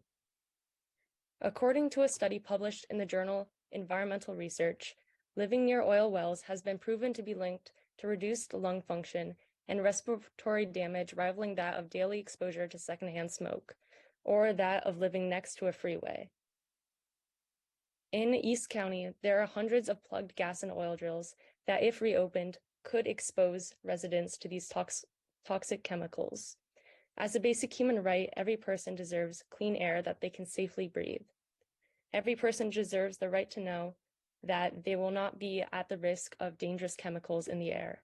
If we want to protect the land, people, and safety of Brentwood, there needs to be a permanent ban on oil and gas drilling. Thank you. Thank you. The next speaker is Alexi Lindeman, followed by Cynthiana Todor. Alexi, go ahead. Hello, City Council. Nice to see you again. I'm in full support of extending the moratorium on oil and gas drilling, and in the future, hopefully soon future, placing a permanent ban on it. As all the other people have said before me, there are severe health and consequences on having oil and gas drilling so close to homes, or even the possibility of it. There's climate change at risk, and we are continuously facing that reality as it encroaches on us. And we've been here before. I remember we've been at this for like over a year now, coming to council meetings, and it seems like everyone's pretty much on the same page. All the other votes have been unanimously voted to extend the moratoriums, or even in support. I've in previous meetings talking about being in support of a ban, but we're just waiting for the logistics. I'm here to urge you to push forward that ban, and you guys are all in favor. You know what to do. Just actually make it happen for the future of youth, like your kids, grandkids, and everyone speaking here tonight. Thank you. The next speaker is Cinziana Todor, followed by Paul Seeger. Cinziana, go ahead. Hi, good evening again. Thank you for the opportunity to speak on this item. I'm very passionate about it and been part of the movement that sent a pretty strong message to the county when the application for oil and drilling at the border of Brentwood was proposed. Your main duty as elected official is the safety of the community you represent. For some of us, especially residents in Brentwood Hills, it's already too late. As most of you know, they smell rotten egg type of odors on a daily basis and inhale unhealthy overall air. And that even made the news, if you remember, almost a couple of years ago. As most of the speakers before me mentioned, based on research and studies published by reputable universities and medical research groups, negative health impacts were identified as being caused by proximity to oil drilling sites. They range from premature childbirth, birth defects, upper respiratory conditions, cancers, and some MS cases were reported as well in the proximity of these wells. So let's protect our community, the children, and their future. Please adopt a permanent ban on oil and gas drilling. I'm not really sure if the first step will be to keep the moratorium in place. But I would encourage you to adopt a permanent ban on oil and gas drilling in Brentwood, and also request and work with the county to implement a permanent ban on oil and gas drilling in Contra Costa County. Thank you. Thank you. The next speaker is Paul Seeger. Mr. Seeger, go ahead. Greetings, Mayor Bryant and Brentwood City Council. My name is Paul Seeger. I am currently a board member of the Diablo Water District, who is also a groundwater sustainability agency like yourselves. The great thing is that we all share wearing the same hat of a responsibility for groundwater sustainability, that we protect the East Contra Costa subbasin. And the five of you all have a voice in protecting the groundwater. It doesn't take much research to find that the record shows contamination from oil and gas drilling to groundwater supplies, which is a duty, one of the duties that you're charged with. So with that, just to say that the Diablo Water District has put forward a resolution stating that we stand against oil and gas drilling, and we serve water for part of Knightson, part of Bethel Island, and all of Oakley. And we have sent our wishes around. Some of you have received emails from me. The Sigma plan that you passed, the State Sustainable Groundwater Management Act sustainability plan that you passed last year, at the beginning of last year, actually suggested that the Sigma group, which you are a part of as council members, could work together to take a position on oil and gas drilling for our particular region. And what that will take is, it will take a matter of actually you as individuals reaching out to your particular representative to that group. And you can attend those meetings and start that conversation. And I'll tell you what, the Diablo Water District, I know would absolutely appreciate any assistance in moving forward with protecting the groundwater. That is one of our number one, goals. And we would look forward to it. And with that, I would urge you to move forward with this urgency ordinance, extending for the additional year the moratorium on new gas and oil development in the city of Brentwood. And thank you for taking this on. It's very much appreciated. You guys are doing a great job. Thank you. Thank you. The next speaker is Cesar Aguirre. Cesar, go ahead. Hello, thank you very much for having me. I'm actually not local. I'm from Kern County, the #1 oil producing county in California. And I honestly, it's very refreshing to hear that there is a council in California that cares about public health. Dealing with Kern County is very difficult. So I'm happy that the public is in good hands and realize that, along with some of the concerns that, have been raised, our local Kern, the West Kern Water District, sells fresh water to oil companies, and a single well can use up to 8 million gallons of water to produce the crude that it does make. And an amazing piece of investigative journalism done by Janet Wilson from the Palm Desert Sun in an article from June 29th, 2022, actually uncovered that the state, because of their lack of inspectors, does over-the-phone inspections to a lot of sites, especially sites that have low well density. They like to send inspectors where there's a lot of wells and they can get a lot of bang for their buck. So they tend to not send inspectors to wells that aren't surrounded by a lot of other wells. Unfortunately, what that led to was a sweeping investigation all over California, and specifically in Bakersfield, close to where I live, that uncovered leaking wells next to a brand new development, 2 years old, that was also next to a school and a church, leaking wells in the parking lot of a Kaiser Permanente, leaking wells in a park, leaking wells behind our police department. And all of these wells were found to be leaking at explosive levels because we cannot rely on enforcement. And having this moratorium is real protections that aren't going to depend on enforcement that actually doesn't exist. So thank you very much. And you are very inspiring. Thank you. Thank you. The next speaker is Rohan Tyagi. Rohan, go ahead. Good evening, council members. My name is Rohan Tyagi, and I'm speaking as a high schooler in our town and an active member in numerous environmental organizations across our county. I, like many other youth here today, am here to speak on item C2 to extend our city's moratorium on the ban of oil and gas drilling.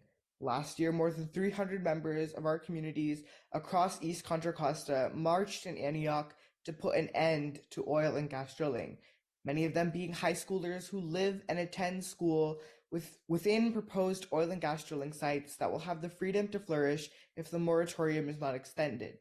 How is this acceptable in a county that has stated that they will prioritize the implementation of its climate action plan in order to achieve greenhouse gas reductions as soon as possible?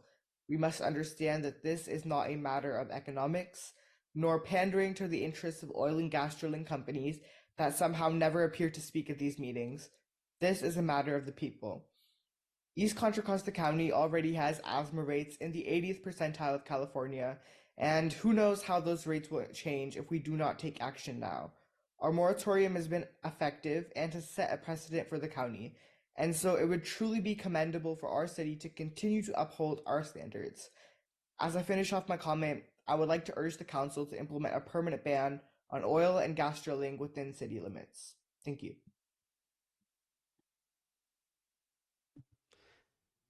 Thank you. The next speaker is Najori Tranquina. My apologies if I mispronounced your name. Najori. All good. My name is Najore. I'm a recent high school graduate. I'm calling in to support this very important extension of the oil and gas ban. This is crucial to protect the health and safety of community members and the climate. Echoing others, many studies show the negative effects of oil and gas drilling, especially affecting frontline communities, from adverse birth effects to cancers and respiratory issues among various contaminations, pollutants, and hazards to groundwater and air. So please continue to put people and our futures over profit and continue this ban permanently. In doing so, I hope your actions will continue to influence others to do the same. I'm also from outside of Brentwood, so also inspirational, and I hope we can, move into a future free of fossil fuels. Thank you. Thank you. The next speaker is Charles Davidson. Charles, go ahead. Good evening, council members, mayor, and residents of Brentwood. I'd like to talk about the Deer Valley Road oil well that is near your city, over right on the southern border of Antioch. That well has a very high concentration of methane and other gaseous hydrocarbons. People have smelled it and made complaints in the Brentwood Hills neighborhood, as you know of, I'm sure. There was also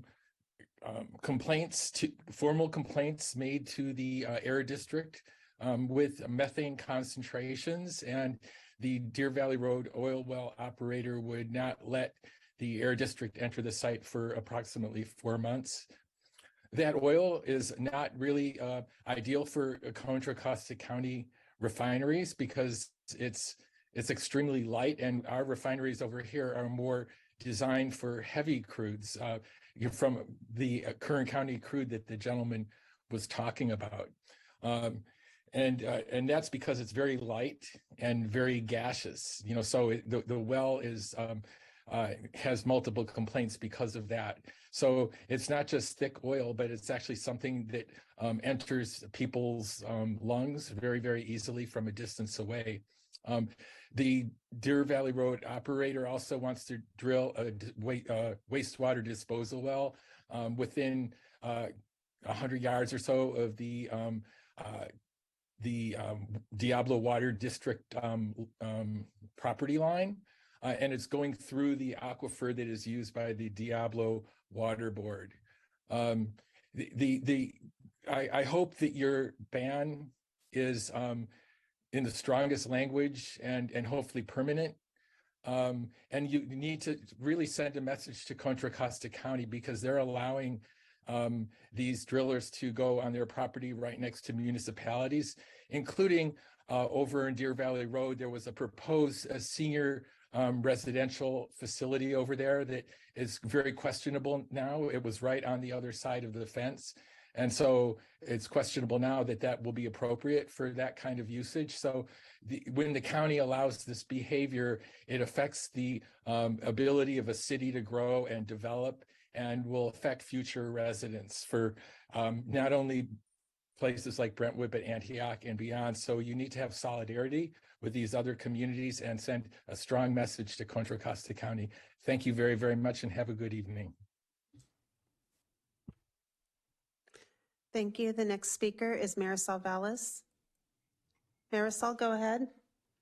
Thank you so much. I want to take a moment to thank the youth in our community and ask them to please continue to organize and speak up as you are doing today and have done throughout the years. You're bringing much needed hope during this time. I ask that the council approve the extension of the moratorium on new oil and gas drilling. Also, I hope when this comes back next year, or when it needs to come back, it's not an extension, but a permanent ban. I do have a question that came up, just kind of what the previous caller said, and what the city of Brentwood is doing to communicate to the county about also having them ban any oil and gas drilling near the Brentwood city limits. So if there's any updates on what we're doing actively in the city to communicate this to the county. Thank you.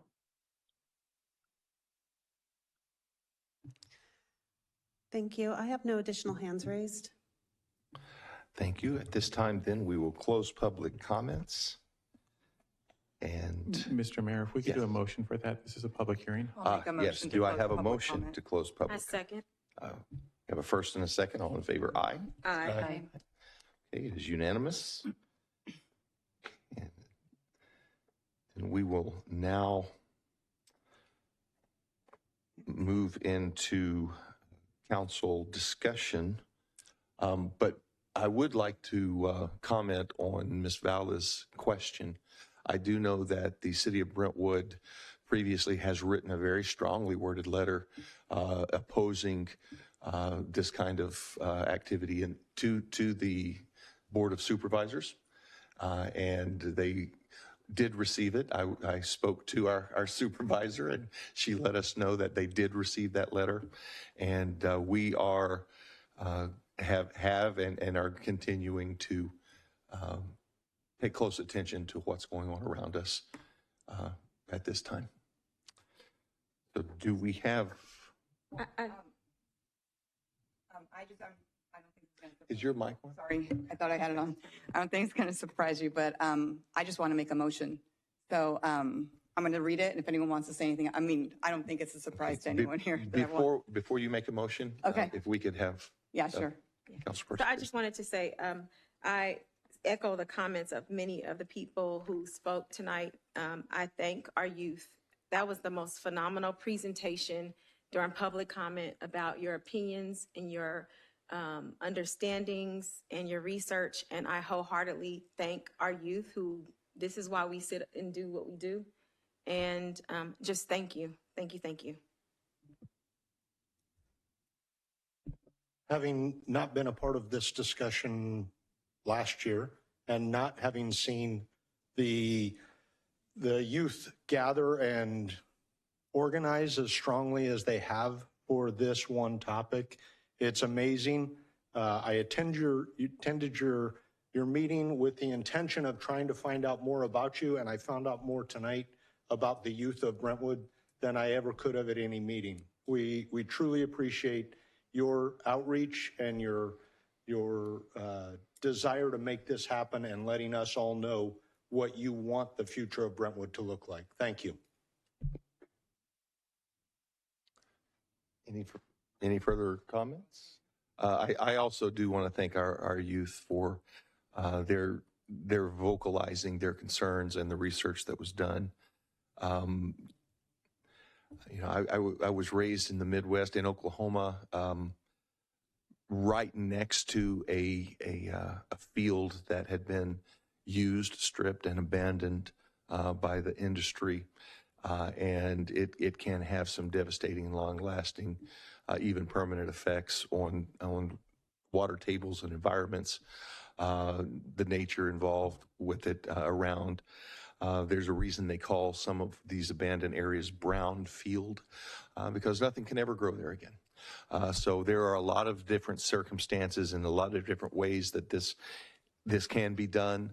But the concern for the future, it's, you know, you look around and what's going on in the world in different places, and you start worrying about the future. Then you hear our young people speak, and you go, you know what, we're in pretty good hands. So thank you. That's all. Thank you. Yeah, and you have no idea. I mean, if you think tonight was great, you've missed. I mean, I think we've been working on this since 2020, and what they've done in the 3 years is amazing. They're more organized than many adults, and the kids that have come back from college and continue to speak, it's amazing, and it makes me so proud of all of you watching you grow up. But and the march. Yeah, the march was amazing too. As detailed in the staff report, I proudly move to adopt an urgency ordinance extending a moratorium on new oil and gas development in the city for an additional period of 1 year and a modification to C3 on page 382 to change where it cites 10 months and 15 days to 1 year. I'll second. Okay, we do have a first and a second. Margaret? An urgency ordinance of the City Council of the City of Brentwood extending for an additional period of 1 year a moratorium on new oil and gas development in the City of Brentwood pending a study of health and safety effects of such activities and the city's long-term plan for regulation. Okay, all in favor, aye. Aye. Opposed? It is unanimous. We will move into item D1. This next item is a performance report from the Brentwood Police Department Chief of Police, Chief Herbert. There we go. Well, the way I see it, if we get out of here too early, you'll all be disappointed. So I figured I was going to try and finish this in 10 minutes, but I think I got about 45. So let's move the mic a little bit closer. I feel like it's like right here, but Okay, let's get started. So, good evening, Mayor, Council. I'm here to present to you the 2022 performance report for the police department. So let's get started. So to give you a quick overview of the police department, we currently have 72 sworn officers on the department, and these officers make up our patrol division, detectives, canine officers, motorcycle officers, school resource officers, community engagement officers, and there's two collateral assignments I think are important to recognize, which is the SWAT team, crisis negotiation team, and our drone team. Our department is also made up of a civilian staff or professional staff, which includes our community engagement officers, our records division, dispatch, administration, property and evidence, and part-time police assistants. So the purpose of this report is to hold ourselves accountable, be transparent to our community, and to also assess staffing needs. The performance categories are response times, incidents of crime and crime rate, and our workload. So when we talk about response times, we talk about response to priority 1 calls and priority 2 calls. Priority 1 calls are calls that I would designate as a high priority or a threat to life or an in-progress felony crime, which typically you would see officers responding to with lights and siren. Priority 2 calls are calls that are maybe a crime in progress, but don't necessarily rise to the level of an emergency with lights and siren, but the officers drive to the call as quickly as possible following all traffic laws. So having said that, our response times for priority 1 calls from the time the officer was dispatched to the time the officer arrived on scene for the difference between 21 and 22 was 3 seconds. And the difference for priority 2 calls was about 28 seconds. When we talk about response times, we also look at the amount of time it takes a dispatcher to answer the phone and then dispatch the call. As you can see here, we've had significant improvements over the years since 2017. And as you can see for 2022, that's 41 seconds for priority 1 calls and 5 minutes and 59 seconds for priority 2 calls. When you put that in perspective, when you have a citizen calling for a priority 1 call, usually their life is not going very well at that particular moment. A lot of times they're screaming and yelling, and our dispatchers do a phenomenal job of assessing that they're calling for Brentwood, where they're calling from, what they need, and then turning around and getting an officer en route to that call within 41 seconds, which is pretty phenomenal. So when we talk about crime and crime rates, we talk about part 1 crimes, which include simple assaults, and that'll be important later for the calendar year, in our crime rate, which is crime 1 part per 1,000.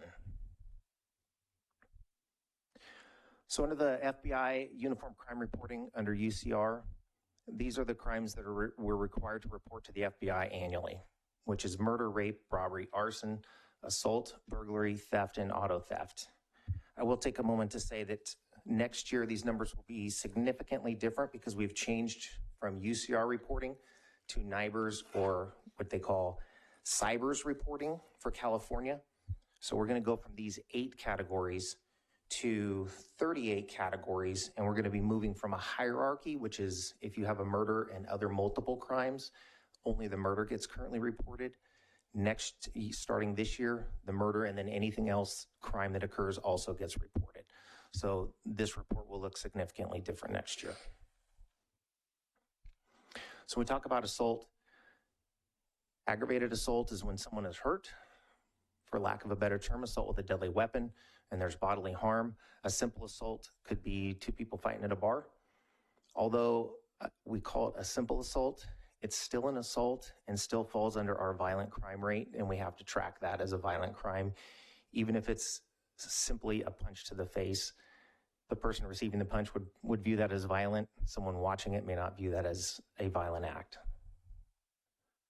So having said that, our violent crime rate from 21 to 22 has gone up 10%, 10.57 to be precise. The important part is when we talk about is the simple assaults. As you can see, it went up by 62, which is the main reason for the increase in this. If we were to actually take the simple assaults out of this, we would only be off by less than 1% increase in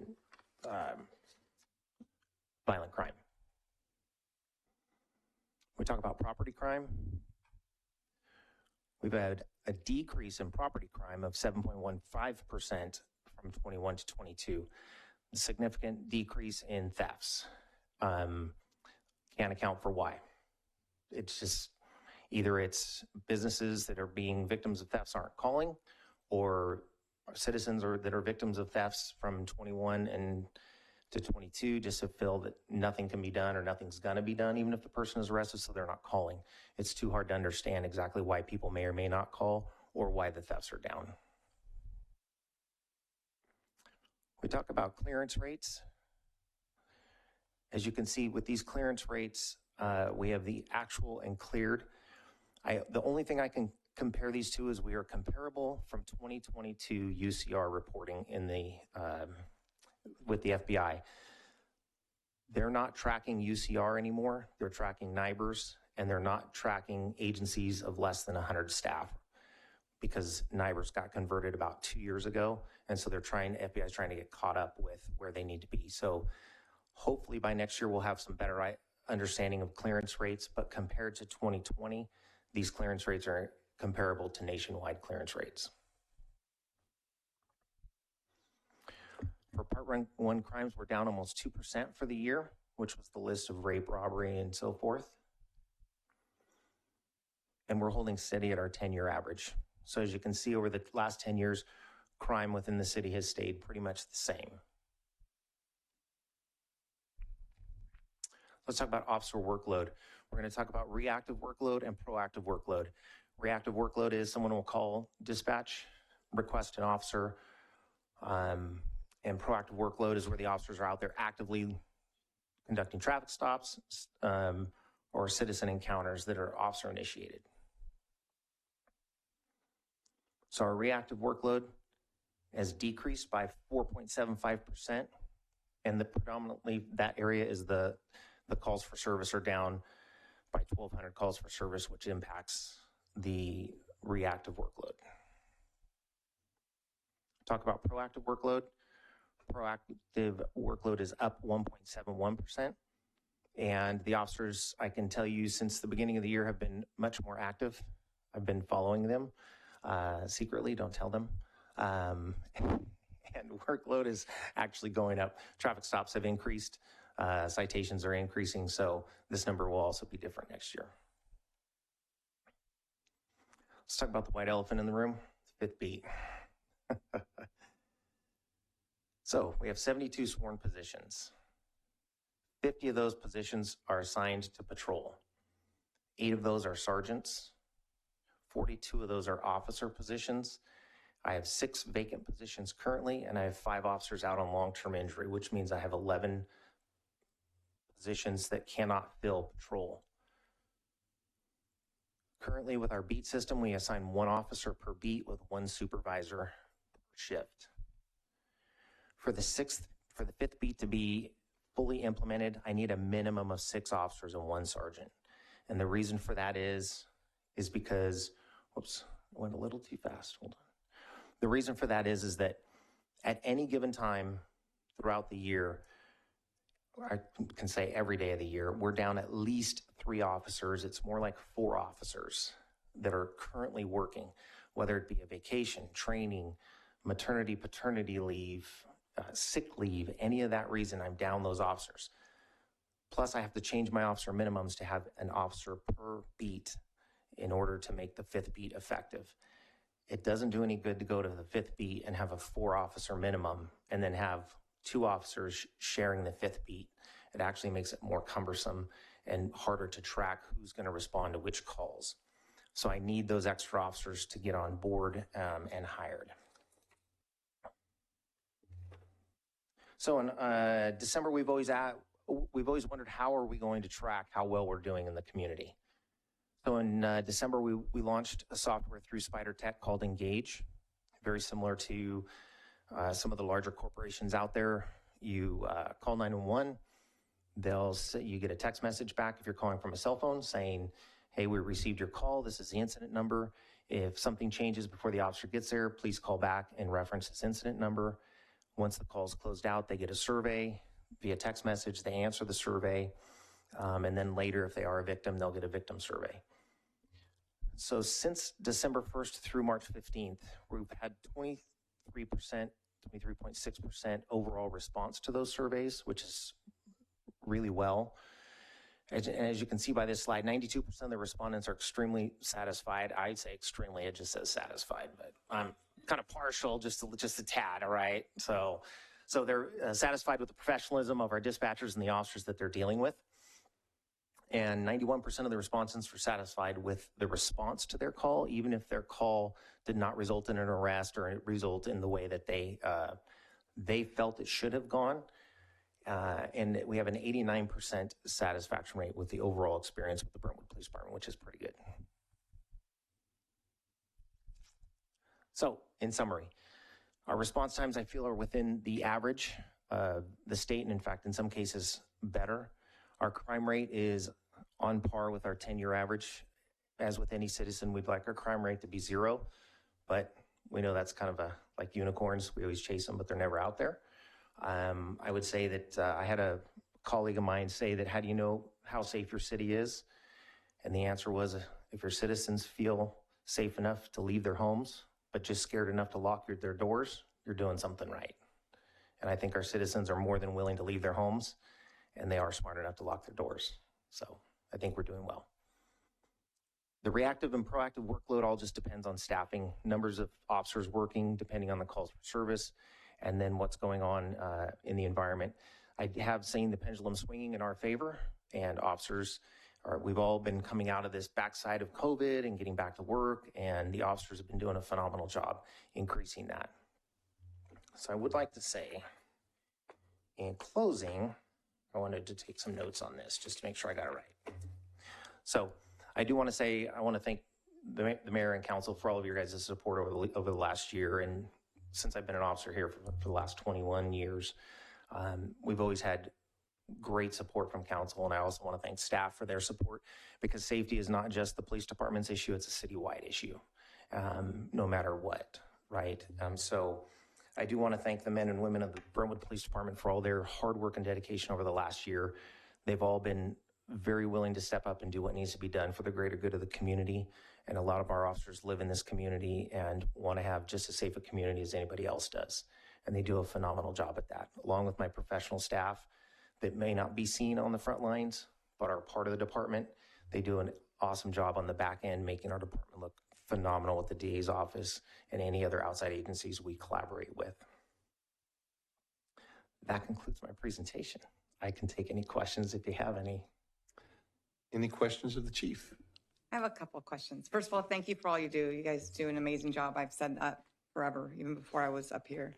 The simple assaults that went up, is there a geographic correlation at all with the simple assaults, or is it just across the city?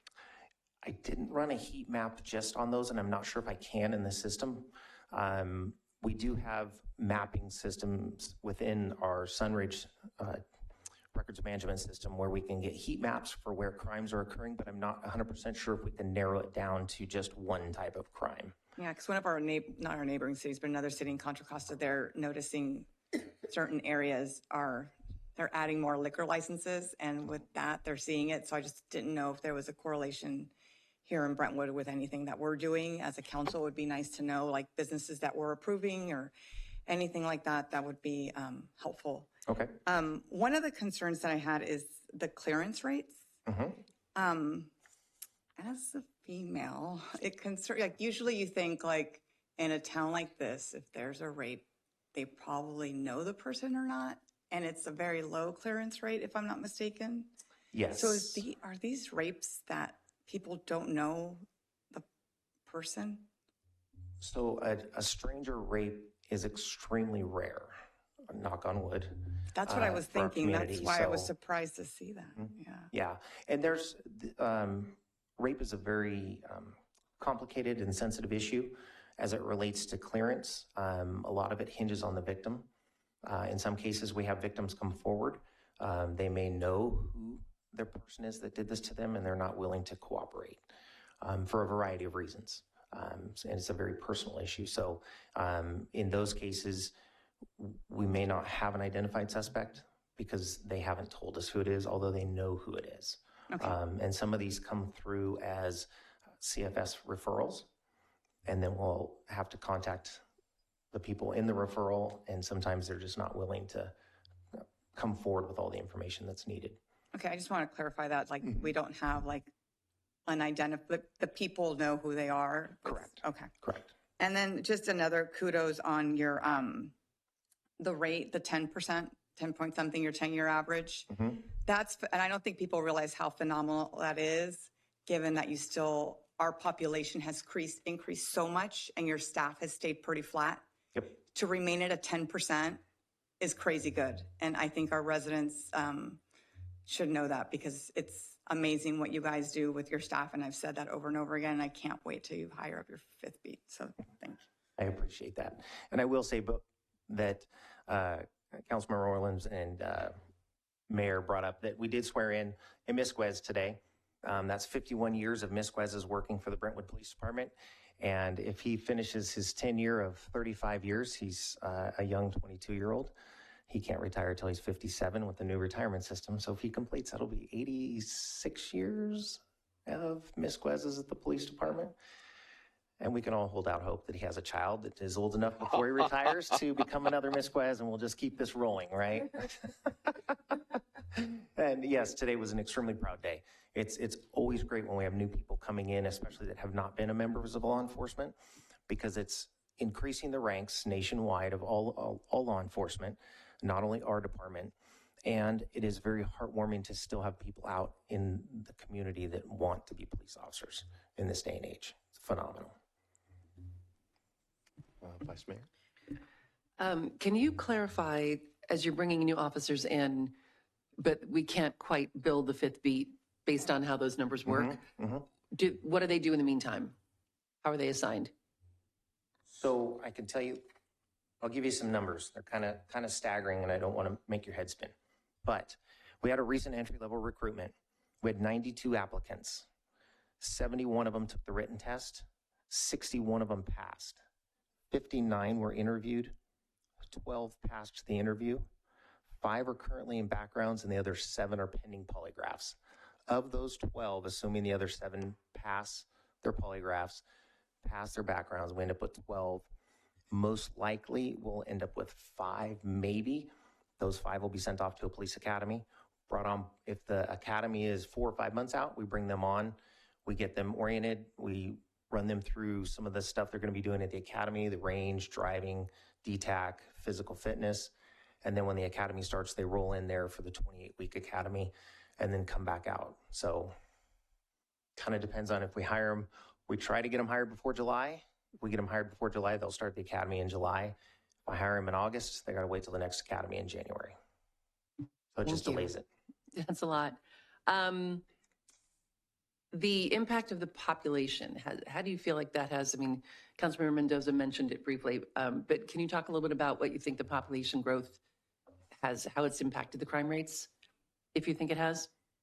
I don't know that it has, since as you see that 10-year average staying stagnant, that leads me to believe we are doing our job very well, right? Because we did go, over the last 10 years, we've increased, I couldn't even guess, 10, 20, or 15,000 citizens in that time frame. So when you add all of that traffic, all of those families from all different areas, all different walks of life, and our crime rate stays consistent, has a lot to say about the people we're hiring and the city that we live in.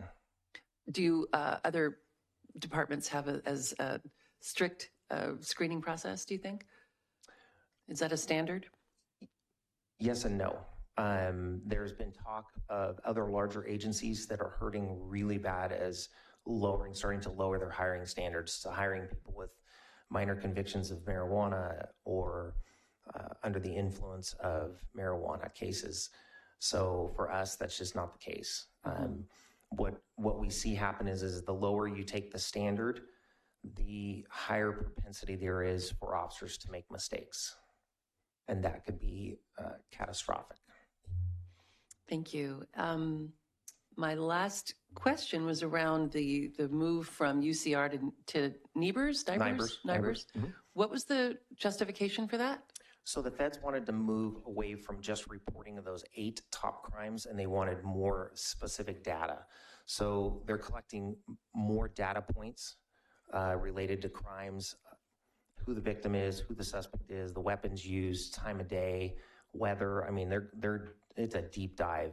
In fact, my officers are pulling their hair out because a lot of it falls back on them to do, where records can't make these, fix anything that comes up as an error code. For the officers are required to do it. So they are envisioning it as a more detailed look at crime, why crime is occurring, and where crime is occurring, to help try to forecast through predictive policing. Okay. And then just a comment, the survey results were fantastic. I was really proud and happy and grateful to see that. And thank you to all of your team and your officers and your administrative staff. I think we have a lot to be proud of in our city. Thank you. Thank you. I have one question, but I want to thank you for your report and all the hard work. Your adjective for the Engage software was spot on. It is awesome. It is excellent. But my one question was, I didn't see in here, I think you had discussed this when I did my tour. I want to make it in a public forum because I want people to apply. How many dispatcher seats are in need to be filled? So right now I have 2 vacancies and I have 1 in background. That one was a little more, that recruitment was a little more not as good. We ended up with 92, let me see, it was 92 dispatchers applications or 99 applications. And that was whittled down to 26 met minimum qualifications. 15 were scheduled for a written exam. Only 4 passed the written exam. Wow. And I have, they're interviewing the 4 this past week.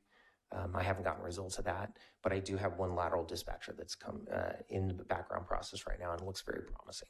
That's awesome. And thank you again, too, for your not trying to take laterals, but trying to really be selective and get new people into the force, getting local people to be on the force. I think that goes a long way. So I just want to say thank you. And thank you for the commitment here with the city and the department to equity, diversity, and inclusion. I know you've done a lot of work, you and your staff, and I just want to publicly recognize you and thank you for that. Thank you. I will say that Sergeant Aguirre, I'd be remiss if I don't mention him. He's our professional standards sergeant, and he is working constantly. He gets a name and he is on them. He's calling them, how you doing? He's really getting that introduction and getting them to really want to work here if they don't. And with those laterals, if we can kill their commute, or when we have applicants and new recruits like Jordan Misquez that just was sworn in today, he went to Heritage High School. He lives local. He's not going to all of a sudden one day go, oh, I'm going to do an 1.5-hour commute and go to work for San Francisco for a little bit more money. It's just not going to happen. So we keep them local. Hey, no pun intended. Okay. Now I have a couple questions. No, I'm sorry, I'm out of time. I do have a couple questions. Okay. When you mentioned the amount of applicants for the positions that you're trying to fill now, 5 years ago, what would that number have been, and how many applicants would we have been receiving 5 years ago, and how many of those would now be in that process, if you can? Well, based on the climate we're in right now, we would be having less of a problem. I don't have exact numbers, but it was much easier 5 years ago to hire, especially entry-level officers. We had more people interested in becoming police officers and wanting to be in this profession. So that has hurt us. And laterals are a finicky bunch. If we can get them to understand the work-life balance, and we have more to offer than the current agency they're working for, then they're going to come here. You mentioned during your presentation about the amount of officers that are off on work-related injuries. Mm-hmm. How many is that? 5. And out of the 5, how many can we anticipate probably aren't going to come back, or can we do that? I can definitively tell you 1, because he has said he was supposed to retire and then ended up with an injury. And so he has said once he is cleared, he will be done. And under the current policy and under the way we currently hire, you can't fill that spot until it's vacated, correct? Correct. But if we somehow found a way to make that work of being able to fill a position, would that help with the staffing? If I were at top step, I mean, if I were full, yes. But there is, I believe there's a provision, and City Manager Ogden can correct me, but if I have a definitive person that is going to be retiring and they've submitted their paperwork and say, I'm gone here, then I can be authorized to hire past that person, past my number, without council approval. So that I can do, but I can't forecast, like we used to have the 4 overhires positions, which were converted to just positions. That doesn't exist anymore. And again, we have to be fully staffed before we can even focus on where we're going to go from here. That's the key point, is getting there. Okay, thanks. Well, Chief, I want to thank you for a great presentation, and it can be great because of the great work that you and all of our officers are doing. I know that over the years that we have had a significant amount of our officers that live here in town, and I understand that we still have that situation. There's a good amount of officers that live here. I do want you to let us know, and I know council has voted this way in the past, if there are burgeoning technologies that are going to make the change over to this overwhelming need for much more detailed reporting. If there's software, hardware, anything like that, please let us know. We want our officers to be able to, as quickly as possible, get away from the report and back on the street. And if there's technology that will help that, please let us know. You would be the one to know. So. Yes, I would, and I would be right in front of you asking, and I will be back asking for some more money for that particular software. Probably in a couple weeks. Not to foreshadow anything for you. Well, thank you very much for that. If there's no further questions of the chief, this time we will open public comments. If you're in person, please file a speaker card on the form provided at the back of the chambers. And if you're participating via Zoom, please raise your hand. Remarks are limited to 3 minutes per person, and your microphone will be muted after the timer has expired. And I received no comments on this prior to the meeting. I do have one speaker card. Ian Cohen. I know you are. Like, come on, Ian, just sit down for one. I just want to say, Chief, I'm not out for speak for the Youth Commission, but as chair of the Youth Commission, you're killing it. No, you're not committing murder. You're doing a good job, okay? I want to clarify, you're not doing murder, but I heard the loud noise and you ran out there with your radio. I thought that was your gun for a moment because I was like, oh God, no. I know there's a stigma behind police, but you're in Brentwood, there's no stigma. We love our cops. And again, I cannot speak for the Youth Commission, but as the chairperson, I think the commission loves our police department. I hope they do. If they don't, I'm going to have to talk with them. Don't put me on the record. Oh, well, I am on the record. But not talking as a commissioner, I have called your police department how many times? Mostly non-emergency, thank God. Like, I literally called over flooding. One time I called over a down tree. That down tree, CSO was there in like 10 minutes. I was talking with the owner, and I was like, oh, why did I waste CSO time?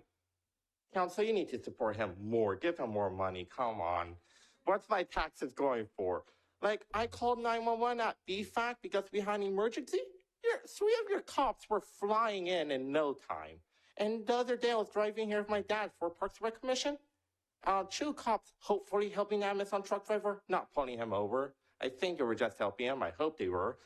But again, you can call 911 or non-emergency and a CSO or a police officer is just gonna be there instantly. Even non-emergency, if they're not busy, they'll be there in 10 minutes or so, following traffic law. Maybe California, speeding, Sorry, Chief, but it's California. We gotta drive how we gotta drive. But, one time I called 911 and it went to CHP. I was on hold for 3 minutes. I'm like, what the hell? This is not Brentwood PD. I knew it was not Brentwood PD. No way. And it was CHP, and they instantly transferred me to PD, and guess what? Chief, whoever the dispatcher was, instantly they answered me and said, oh, an officer is on the way. And also your survey, I filled out a few times, non-emergency ones. I am one of those extremely satisfied persons. And I may be the only public commenter, but again, I really, really need to put on the record. You're amazing, Chief. And again, give him all the money. Come on, the $11 I just paid the state income tax for filing, give it all to him. He deserves it. The youth commission of the cops, and there was one cop, I think the SRO for Heritage, he saw me at a cool spot when I was working there. He saw me at Heritage, and he saw me at the pool, all just community policing. He's like, Ian, you're everywhere. That's the type of cop I want. A cop that knows people for being good and not bad.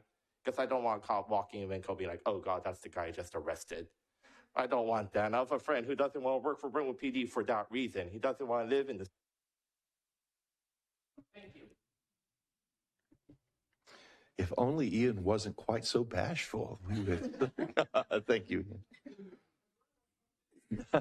No, I do want to encourage our community to call 911 when you see something.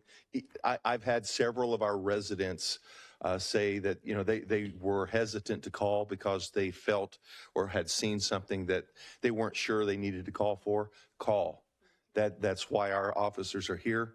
If you are aware, you know, be aware of your surroundings. But if you see something that doesn't seem right, feel right, please call. It's much better to have a situation that wasn't an emergency or something that was criminal activity, and an officer shows up and they can clarify it and ease the neighbors' minds. But please do call. I've had more people say that they were hesitant in recent, very recent times than usual. So yes, please do call 911. It is awesome to have our own dispatch, and so please do that. At this time, we will move. Yes, we have one more. I'm sorry. That's okay. Carolina Villaseca, go ahead. Aha, you thought you were getting away with no public comment from Zoom, but here I am. Actually, this is a question for the chief, and I do agree that Brentwood PD does a great job, and I want to congratulate the chief on his new position, and I look for great things from BPD, and hopefully you get staffed up with that fifth beat soon. Crossing my fingers for you. I do have a question because I did not get a sufficient answer, and it's the situation that we spoke about on the phone. Fairview at Sand Creek, all the traffic lights were out. So that intersection has a left-hand turn, a right-hand turn, and a straight ahead turn. And as you know, between 7 and 8 o'clock in the morning, everybody's trying to drop the kids off at school and trying to get to work, trying to get to 4. And it is one of the biggest intersections that we have in Brentwood.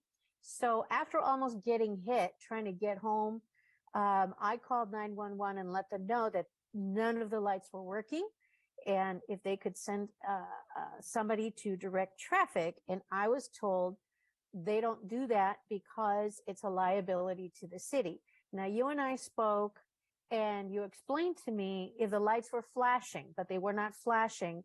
And I saw the video that you posted on social media saying people need to give way to the right, right? And I just don't see people doing that. Now, I came down Grant the other day and there was a huge accident on Empire. And guess what was there? There were police guiding traffic. So people would go around the accident. Now, that accident was caused by 2 people who did not give way, and they both crossed the intersection, and one of them ended up on the sidewalk, their car. So that situation is a little different, but my point is that police were there guiding traffic, so no more accidents would occur. But police did not go to Sand Creek and Fairview to prevent an accident from happening. And I would like to know why we don't prevent from happening instead of prevent from more happening after an accident has occurred. Thank you. Thank you. I have no additional hands raised. Thank you. At this time, we will close public comments. And I will, if staff wants to answer now, you can. If it is more beneficial to contact Ms. Villaseca and offline and give her a more in-depth answer. I'll leave it up to staff to. Yeah, it is a very long, complex answer, but I can give her a call directly. Okay, thank you, Chief. At this time, before we go further, there's been requested by council member to take a 5-minute break. If that's okay with council, we can take a 5-minute recess. Okay, we're in recess for 5 minutes. Thanks.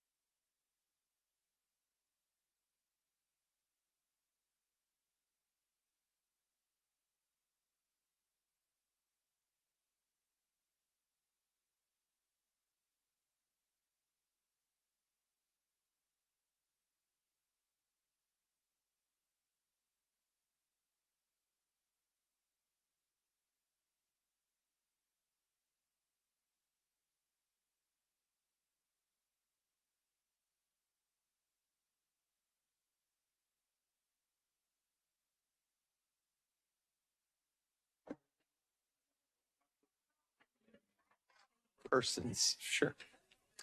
Oh, so at this time, we will.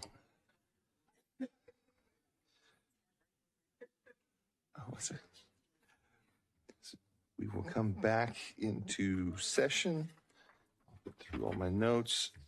It is always great that our council members ask the questions first, because most of the time, all my questions are answered before I have to ask them. Let's move into D2.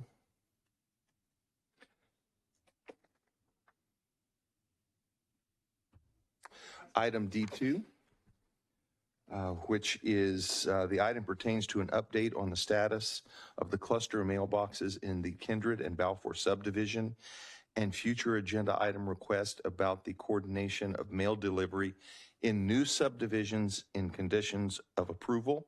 And Alexis will present. Thank you. Good evening, Honorable Mayor, City Council. If you bear with me, I will share my screen quickly. Will that work, Margaret? Okay.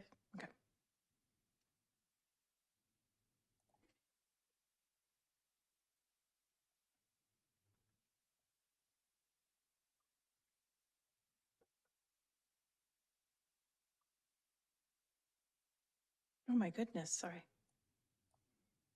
Attack of the windows.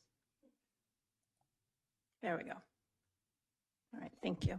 So I'm here tonight to give you a brief update on two items. One is the status of the mailboxes at Kindred and Balfour project, and the other is an update on U.S. Postal Service requirements for mail delivery for subdivisions and how that might work going forward with our conditions of approval.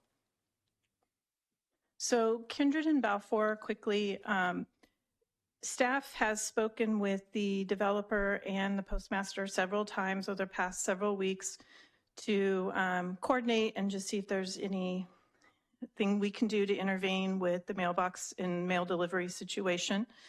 The city's role in this capacity is limited. I know that's not popular information to hear, but our role in terms of regulating the postmaster and the U.S. Postal Service is very, very limited. If we have any power at all, it's just suggestion and coordination.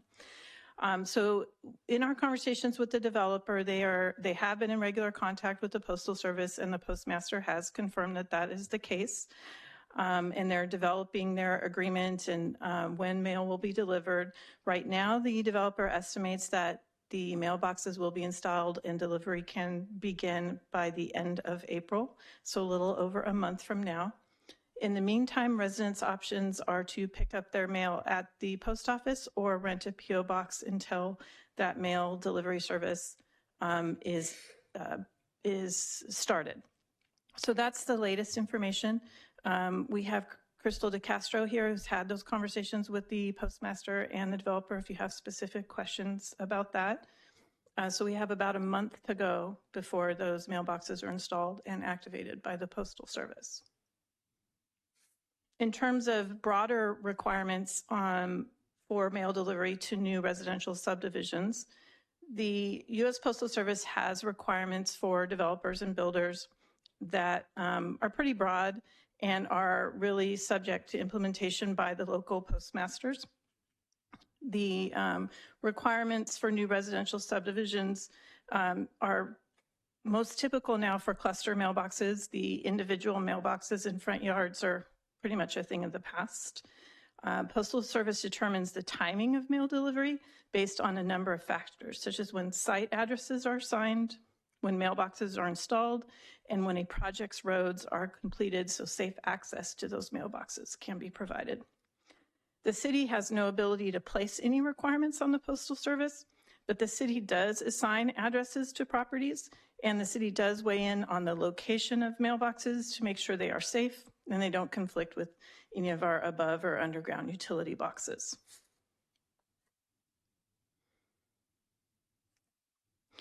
So the city does have one current standard condition of approval for residential mailboxes that addresses the location of mailboxes, but does not address the timing of their installation. So in response to the recent issues at Kindred and Balfour, staff has drafted 2 additional standard conditions of approval to hopefully address timing issues for future projects while acknowledging that the city does not have the ability to place any requirements on the Postal Service itself. Those proposed conditions of approval are on the screen now. The first is that a permittee shall install and provide access to mailboxes as early as possible to provide delivery service in coordination with the United States Postal Service. Mailbox locations shall be provided on the improvement plans. The second proposed condition would be permittee shall provide notice to buyers that it is possible that commencement of mail delivery will not coincide with occupancy of the unit, and it may be necessary to pick up mail at the post office or rent a post office box in the interim. So those are staff's proposed conditions to hopefully avoid a situation like Kindred and Balfour in residential projects going forward. Just be more precise about the timing than we have been in the past in our conditions of approval. So that concludes my brief presentation, and I would be happy to answer any questions that you have. Yeah, I have a couple of questions. Or did you have questions? Sorry, Mayor. No. Sorry. It's late. Oh my God. So there's the guide that you showed. If you want to put up, I'm sorry, slide number 2 real quick. Oh, sure. The first thing is, can we share that guide with Mr. Dorman if there's a link or something that we could do on that one? So he has the guides. But when it comes to can we override this in any way, shape, or form? So if we say you can't issue a permit of occupancy until you have a mailbox, and it's till the United States Postal Service starts to deliver, is that something we can say? We can say that. I don't know how enforceable it would be because we don't have control over the Postal Service's timing. It's all up to their criteria and their needs. So for example, if we said you could not get a certificate of occupancy until the mailboxes were installed, we may be in conflict with some of our other conditions of approval and the nexus arguments that we do have control over because we are not the Postal Service. We're not in control. So for example, a water connection we have control over. So putting a condition like that on a project could constrain it in an unreasonable way because we don't actually have control over that. So our draft conditions of approval are addressing the timing issues that we do have involvement in. And so that would be our recommended solution. Okay, and then my next question is cluster mailboxes. If you live in Shadow Lakes, you might hear some people complain about their cluster mailboxes because they have to drive to it. Is that our choice? Can we say it's not cluster mailbox, or is that the United States Postal Service that's saying it has to be a cluster mailbox? Correct. It is the United States Postal Service requirement that it has to be a cluster mailbox, and we cannot override that requirement. Okay. And yeah, if we could get that guide to Mr. Dorman, because there might be other avenues outside of our field of influence that he might. Absolutely. There's the postmaster and there's the titles delivery service manager or something like that that's supposed to coordinate with developers. And that's all information's in this document. Okay, thank you. Is there any further clarifying questions? Mine is half question, half statement, but there's an assembly bill by Assemblymember Wood around energy utility communication, and it's a measure that aims to address situation delays with connecting projects to the grid, including housing projects. And I saw that, and it made me think of this, and there could be potentially a legislative fix for something like this if someone were to take this on. Is that, or actually more congressional? Certainly, there could be. The PG&E issues are well known and often talked about because they are real and they are causing significant delays for projects.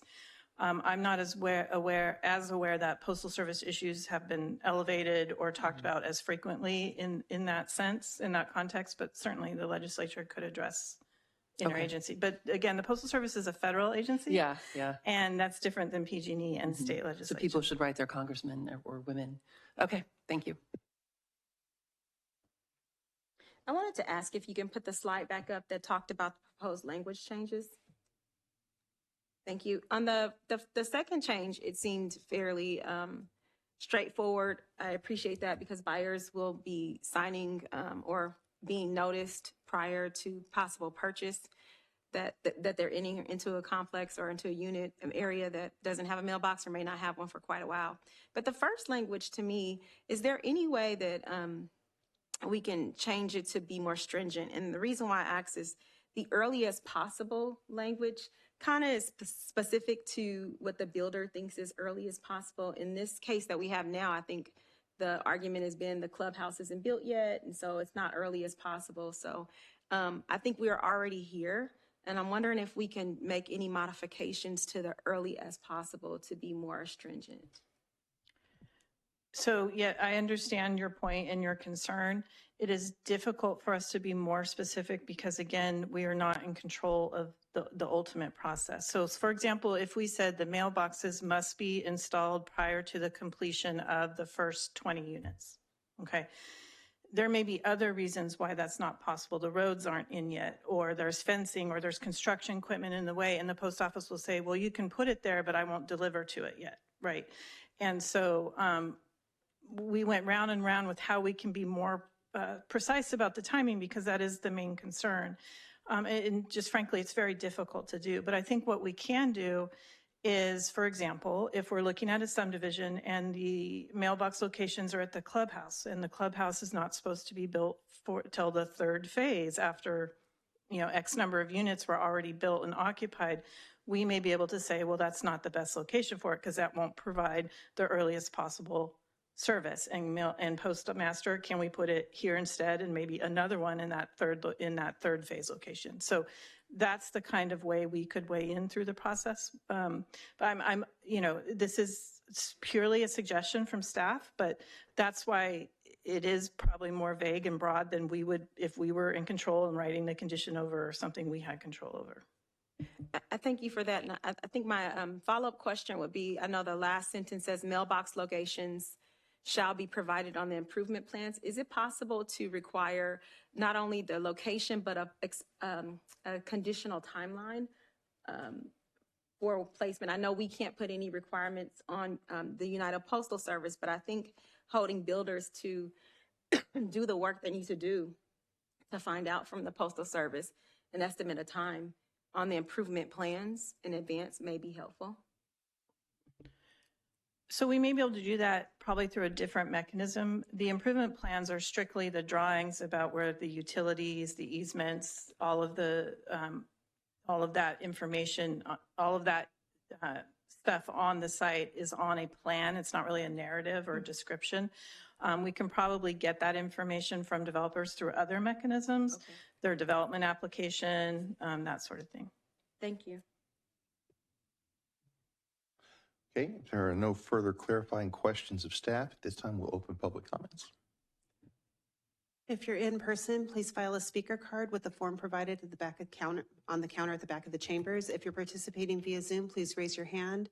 Remarks are limited to 3 minutes per person, and your microphone will be muted after the timer has expired. And I received no comments on this item prior to the meeting. I have no speaker cards in person. I do have 2 hands raised in Zoom. I'll start with Danny Dorman. Mr. Dorman, go ahead. Yes. Oh, boy. Thank you again. I caught the tail end of this. All right. How to do this calmly and civilly. There are so many different things that can be done.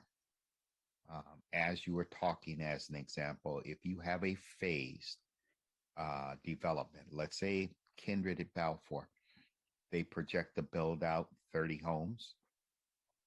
Their plan is to put the consolidated mail in the clubhouse.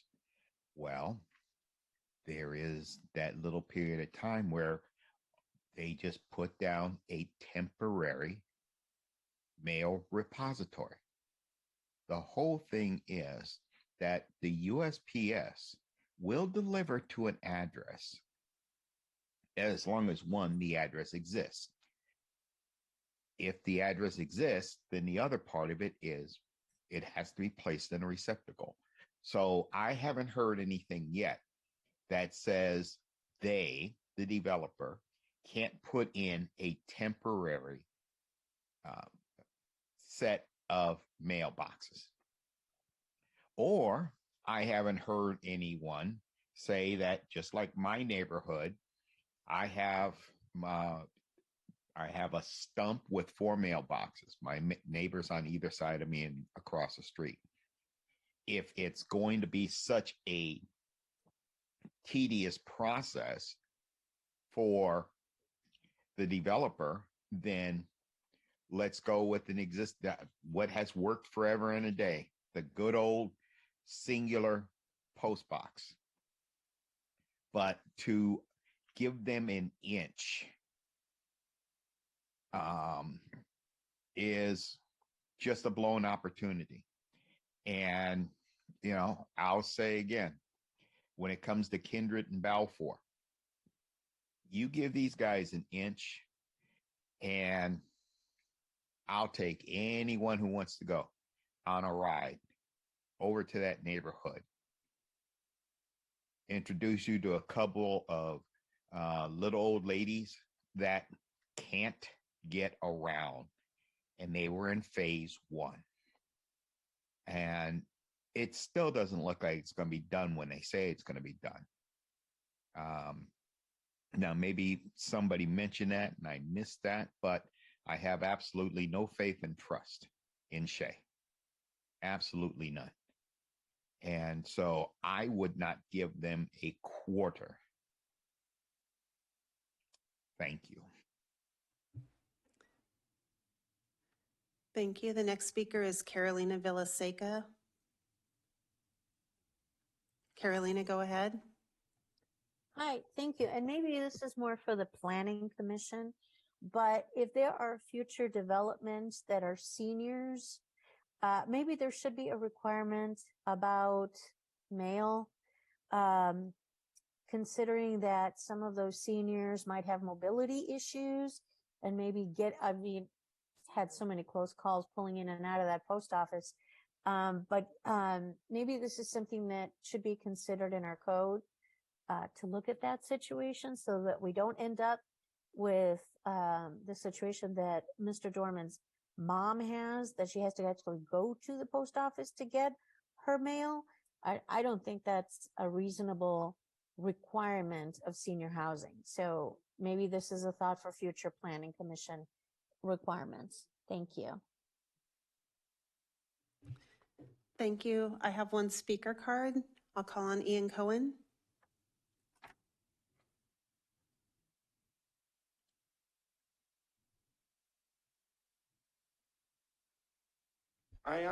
Good evening, Council. Sorry, too much speaking tonight. But I understand staff's saying we cannot be too specific on federal government and the post office. But I hate giving lawyers work, and I know lawyers hate work, and we all hate lawyers sometimes. Sorry, but that's how the world is. But if you guys can figure out, if we have the legal authority to say, hey, before we allow you to put someone in this house, please make sure they can get their mail. Not just to senior housing, because senior can buy a house anywhere. That's kind of ageist in my opinion. Not frowning upon Carolina there, but I'm just saying. But mail is the most crucial backbone to our country. I don't need to repeat that, but mail built this country, and it amazes me the logistics of mail every single day. And my question is Amazon delivering? If Amazon's delivering, USPS should be delivering, but again, not our world to control. But if we can control legally the permit of occupancy or whatever, I hate legal talk, but I want to be a lawyer one day. Well, I continue. Let's do that. Let's explore that avenue. I think that'll be a good avenue because developers can be sneaky, and we all know that, and we don't want to be bullied by anyone, like I talked during my oil talk.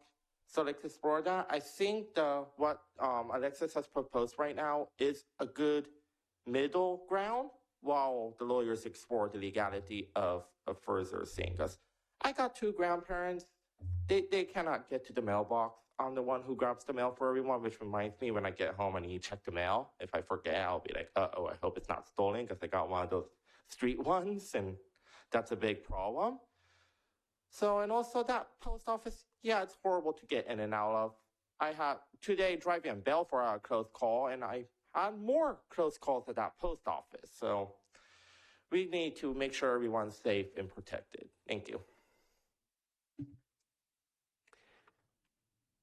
Thank you. I have no additional speaker cards or hands raised. Okay, at this time, we will close public comment, move into council discussion. And if there's no further council discussion, I just think we need to do everything that we can possible. But the other thing is, we already have applications in. Any changes we make to our language is for future applications, correct? Or Well, I think it depends on the status, if they've been deemed complete already, or if they're just in and under review. So any changes once an application is deemed complete will not apply to them. okay, so even if you see a development happening and we put in something, it might not apply to them depending on where they were in the process. So if we introduce new standards after they're deemed complete, it may not apply to them. It doesn't mean we can't talk to developers and encourage them. This is, bless you, this is not necessarily a controversial issue for most developers to want to have mail service to their residents in a timely manner. So it doesn't mean that we can't discuss it with them and encourage them to handle it a different way, even if the condition of approval doesn't apply to them, if that makes sense. Yeah, okay, that's good. And then I think, Tim, you had said you would give us an update. So if we could, I think halfway through, you're going to give us an update. If we could just get that update and send it to Mr. Dorman as well. I think that we're trying. I think you've probably received emails from all of us for a while now. You're trying. We're not, as a city, not trying. I don't think we've ever seen anything like this that I can recall. So thank you.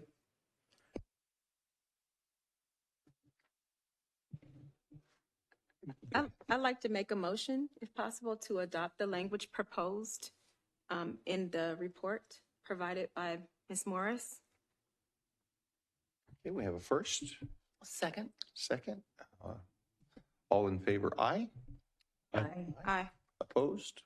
Okay, it carries unanimously. Moving into item E1, if you have a new agenda item request at this time, please let me know. If not, no new ones. Okay, item E2. Oh, you know what? I did. And I don't know if this needs to come back as an agenda item, but can we figure out the 3 minutes versus 5 minute situation? Because it's on the books as 5 minutes. We give them 3 minutes. I don't care what it is, but let's just make it tick and tie so that there's no confusion from the public about what they're supposed to get. And I think that's your call as the mayor. I don't think it needs to come back to us, but something for you to think about. If I could have our councils weigh in on that, if that's something that I have control over, then it wouldn't need to come back as a. Well, it's certainly not something we discuss tonight, but I can talk with you offline about it, Mr. Mayor, and then if it needs to come back, it can come back. Thank you. Okay, item. Sorry, I would just like to request a staff presentation on the, to clarify the policies around council response to public comment. Just to get a staff presentation around the protocols around that. Do we have as far as our ethics policy, whatever it is that guides our response or lack of to public comment? I just want us to have that out there. I think there's a lot of discussion about it, and I just want to have an open conversation about what that looks like. So, Dave, I believe the ethics and policy or the other guideline has language about that. Rules and procedures has a document, a paragraph on how that's to be handled. So I can definitely share a copy with the council on that. I think we should probably have a staff presentation publicly so that people are aware that we're doing that, because there seems to be a lot of question around it. Okay. Thank you. We can come back with that on a future agenda item. Okay, thank you. Item E2.1. Councilmember Mendoza would like to explain your request related to establishing protocols, procedures considering certain events at City Park and adjacent streets and recouping all costs incurred by the city. Yeah, this has come up after a couple of years of discussion with staff, with residents, with downtown businesses. Our park has really taken a toll, and it's costing us a lot of money to fix the grass, to keep it up to date. And also we've gotten feedback that the park is not available to residents when they want it because it gets shut down for events. And I'm not saying we shut down events, but I think we need to start limiting the events downtown and moving some. We have some other fantastic parks. So let's start rotating events around is what I want to do. And then we need to figure out, you know, people's like, I want to come to the park, but it's dirt, right? Because everyone walks on it and it takes a toll and it's become dirt. Then they seed it and then it comes back, costs a lot of money. They come out and seed it. The grass comes back. And then we have more events. So it's just, can we move them to the streets? To the street? Can we move them to other parks? I know the Rotary, thank them so much because they move their date on an event. But when we had actually talked about them moving to Veterans Park because it's a big park that can be used for events. And it also would help other areas get more business. There's a whole shopping center across from that, but we need to just start moving them around. And I think someone said, the application says we're supposed to have quality events. And someone said that some of the events we're having downtown are more like flea markets.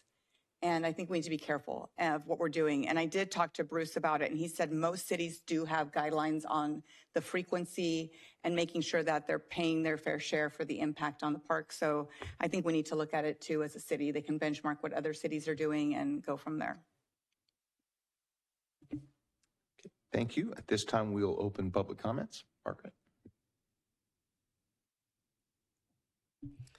If you're in person, please file a speaker card on the form provided on the counter at the back of the chambers. If you're participating via Zoom, please raise your hand. Remarks are limited to 3 minutes per person, and your microphone will be muted after the timer has expired.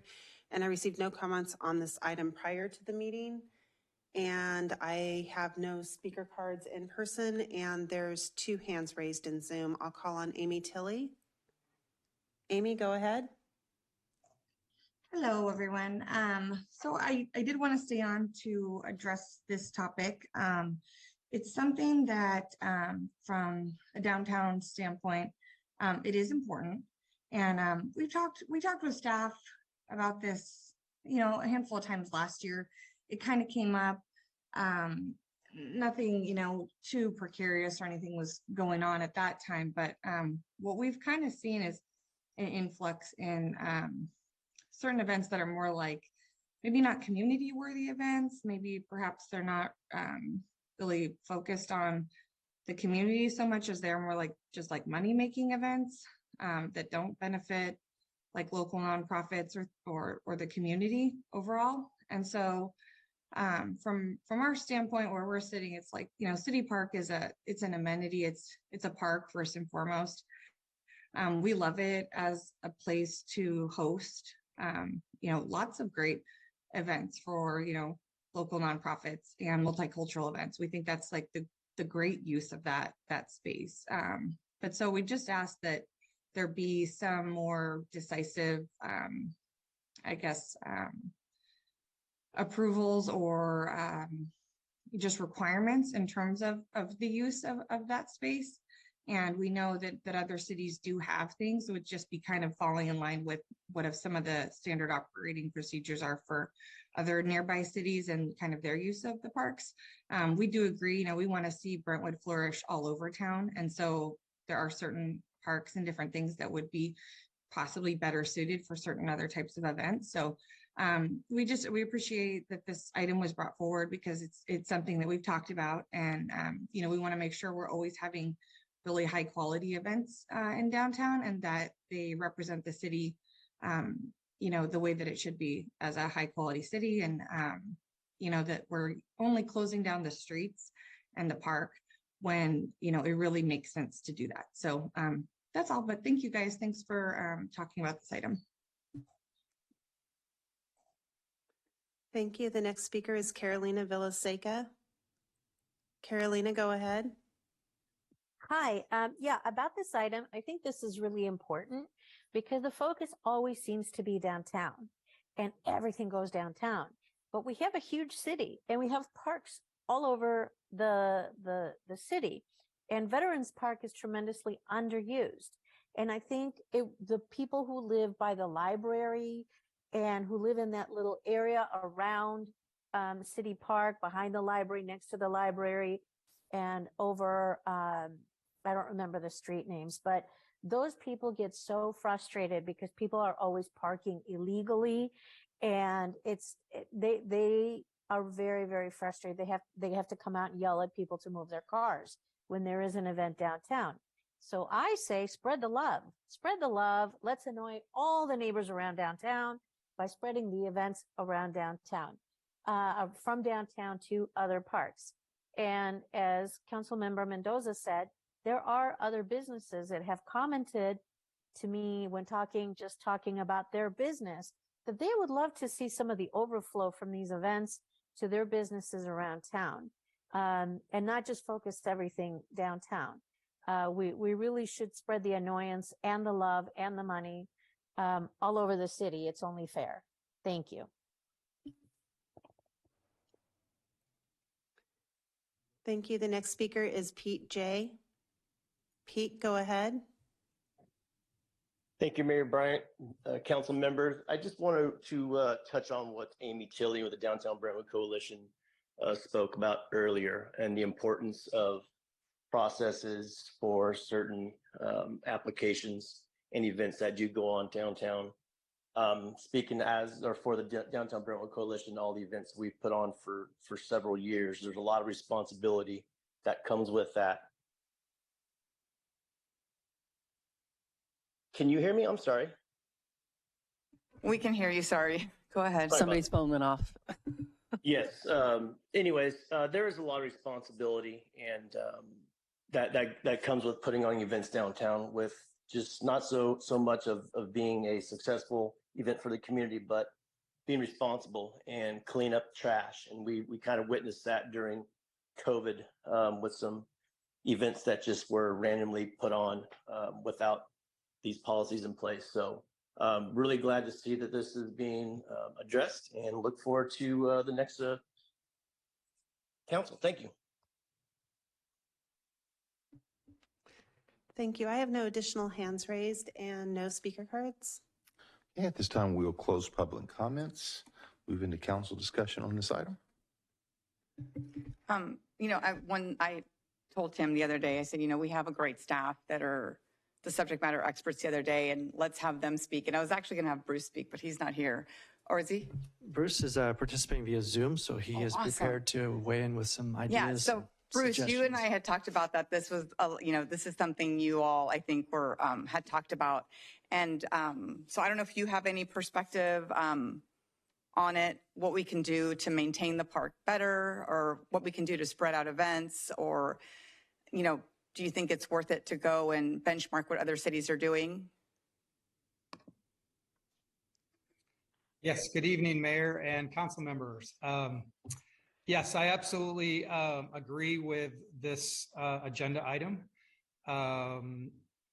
We absolutely want to be good neighbors with the downtown and with our downtown residents. And the idea with our community events and the venue of City Park is that the kinds of events provide synergy and complement our downtown, and provide the type of vision that we have here in Brentwood. So we've had a great special event application process that's been in place now for several years. So I think it's a good opportunity to refresh that and to take a look at some of these things that are being brought up.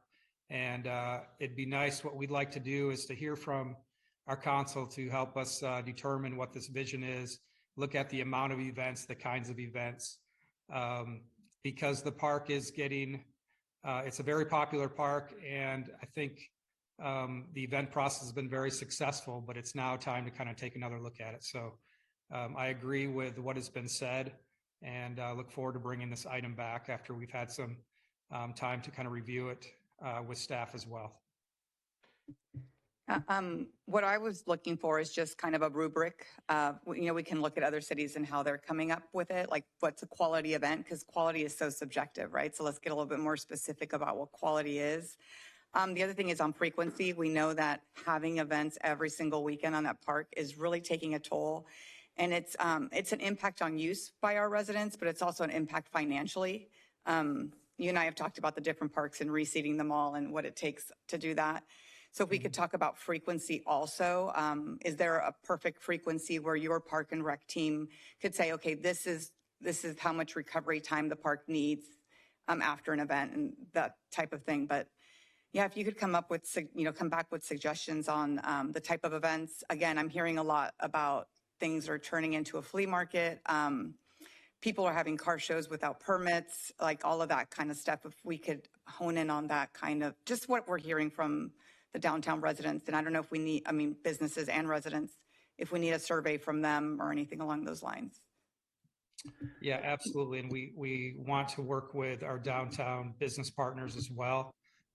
We have to create a balance between having events, but also making sure that the downtown is open for business as well. So trying to work through what that balance looks like. So I agree. I think I was just going to tag on what you're saying, Bruce, is that we've also heard from a lot of our downtown businesses that some of these events are actually harming them and taking away some of their revenue that they would typically receive on a day where a lot of people can't get into their door. So I would love it if we could include some feedback from the downtown businesses about what would work for them when it comes to economic development. So that's part of the criteria for judging some of these events. Yes, I agree. And we'll work with our downtown business partners to get some feedback on that as well.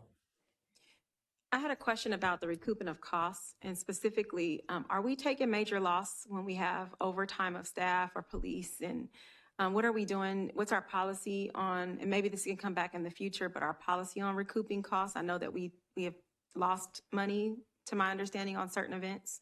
I'm wondering, what do we do to try to recover it?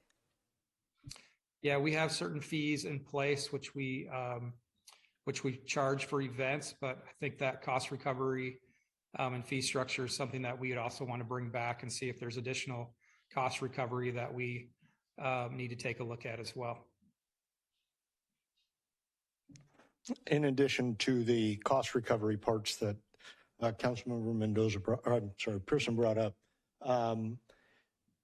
some of the events in the downtown, shutting down the main roads and limiting access to the streets and for fire or medical personnel to get in. I think in other cities I've worked in, requirements of, if the streets are going to be shut down, having an ambulance unit staged at the facility or at the site to render aid should it be needed. We should probably start looking into that. The larger these events are getting, the more difficult it is for fire and paramedics to get in. And then to piggyback on top of it again, the reimbursement of overtime funds to our police department, it comes out of their general overtime budget, and Chief Herbert's expected to continue to run the police department, and we're taxing his overtime budget with major events, not only downtown, but whether we move these events to other parks or other parts of town, we have to start getting reimbursed, or the city needs to start getting reimbursed for the money we're spending to host these events. Yes, and we do have a special event team that's made up of public safety, public works, our streets division, solid waste, parks and recreation. So we do spend time evaluating the events, and we get feedback from all of our different areas when we put conditions of approval on events. But we will need to take a look at the cost recovery and the impact of events to, especially public safety is extremely important to make sure that we are following and have the proper protocols and procedures in place. Thank you, Bruce. If there's no further discussion, do I have a motion on this item? Make a motion to have staff spend time and resources on this item. I'll second. Okay, well, first and a second. All in favor, aye. Aye. Opposed? It's unanimous. Moving, and thank you, Bruce. Item E 2.2, the future agenda item request from Councilmember Pearson for City Council discussion of and possible direction to staff related to the possible creation of events to be held in conjunction with certain proclamations. And Councilmember Pearson. Thank you. I think this was fitting to come after E1, the E2 comes. My goal is not to, in making this request, was not to say, let's start throwing a bunch of parties in our city. My goal was to figure out if we can get some more direction from our staff about how we can align events that we have in our city with all of the goals that we have and our proclamations that we've made. For example, tonight we've made proclamations for Down Syndrome Day and recognition of Autism Awareness.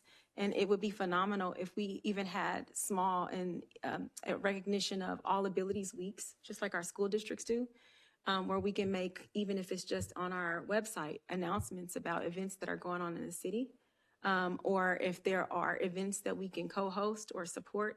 I'd love to find out how we can do more of those activities, as well as I really appreciate the comment about quality events. And I am very considerate of the fact of the bandwidth of our Parks and Rec department, that they have a lot that they do. They do it with excellence.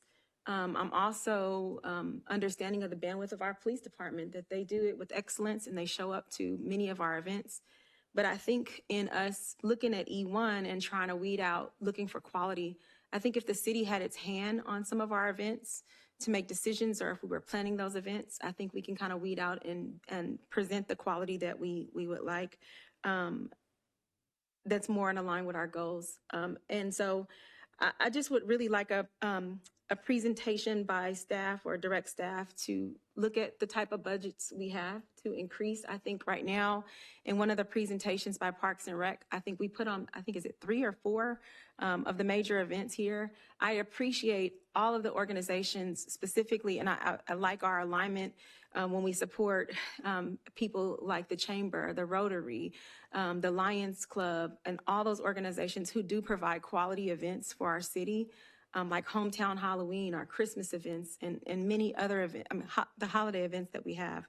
But I'd like to see from our perspective as a city what our Parks and Rec department can show us as far as budget to provide a few more opportunities. Even, for example, we had a presentation by, I don't want to butcher her name, but Kim Gugliano from the Friends of Brentwood Library, the literary stroll. If we can connect that with something that we're doing here to show our support, I think it would be great. And I'd like to figure out how we can do that. That doesn't put an additional amount of work on Parks and Rec, specifically on Mr. Mulder and his staff, and also on our police department and our chief, in being accessible, with now being reported that we don't have our staff fully fit. But see how we can do that and expand it.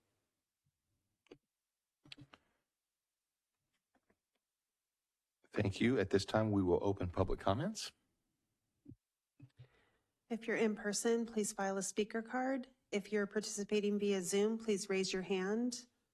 Remarks are limited to 3 minutes per person, and your microphone will be muted after the timer has expired. And I received no comments on this item prior to the meeting, and I have no speaker cards and no hands raised.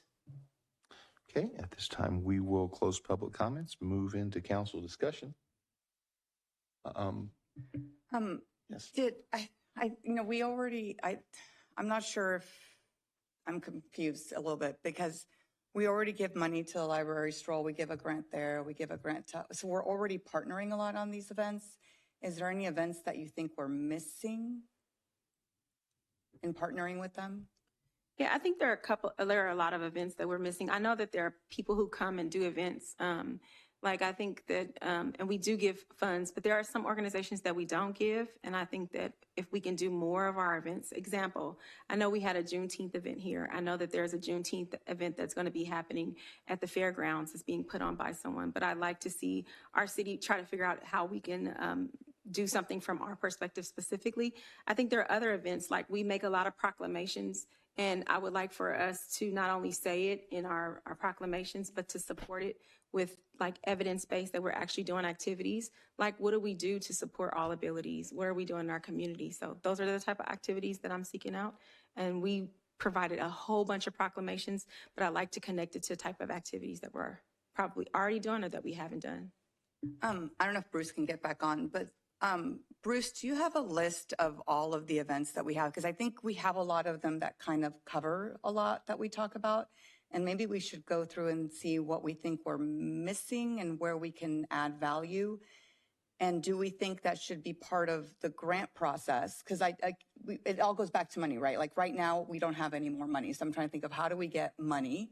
Because I think this, if we do it the way she's saying, I think it would have to come back with the next budget, right? Because it's an additional budget request. Versus if we tie it in with the grants that we have right now and reach out to organizations and say, hey, it's grant time. If you'd like to have events, we need you to get your application in before a certain time, because I think it's $170,000 that we have, but it has to be tied to the grant. So I'm just trying to figure out how do we get money when we are flat on budget? And I think the grant process might be a good way to do it. Does that make sense, or am I like off?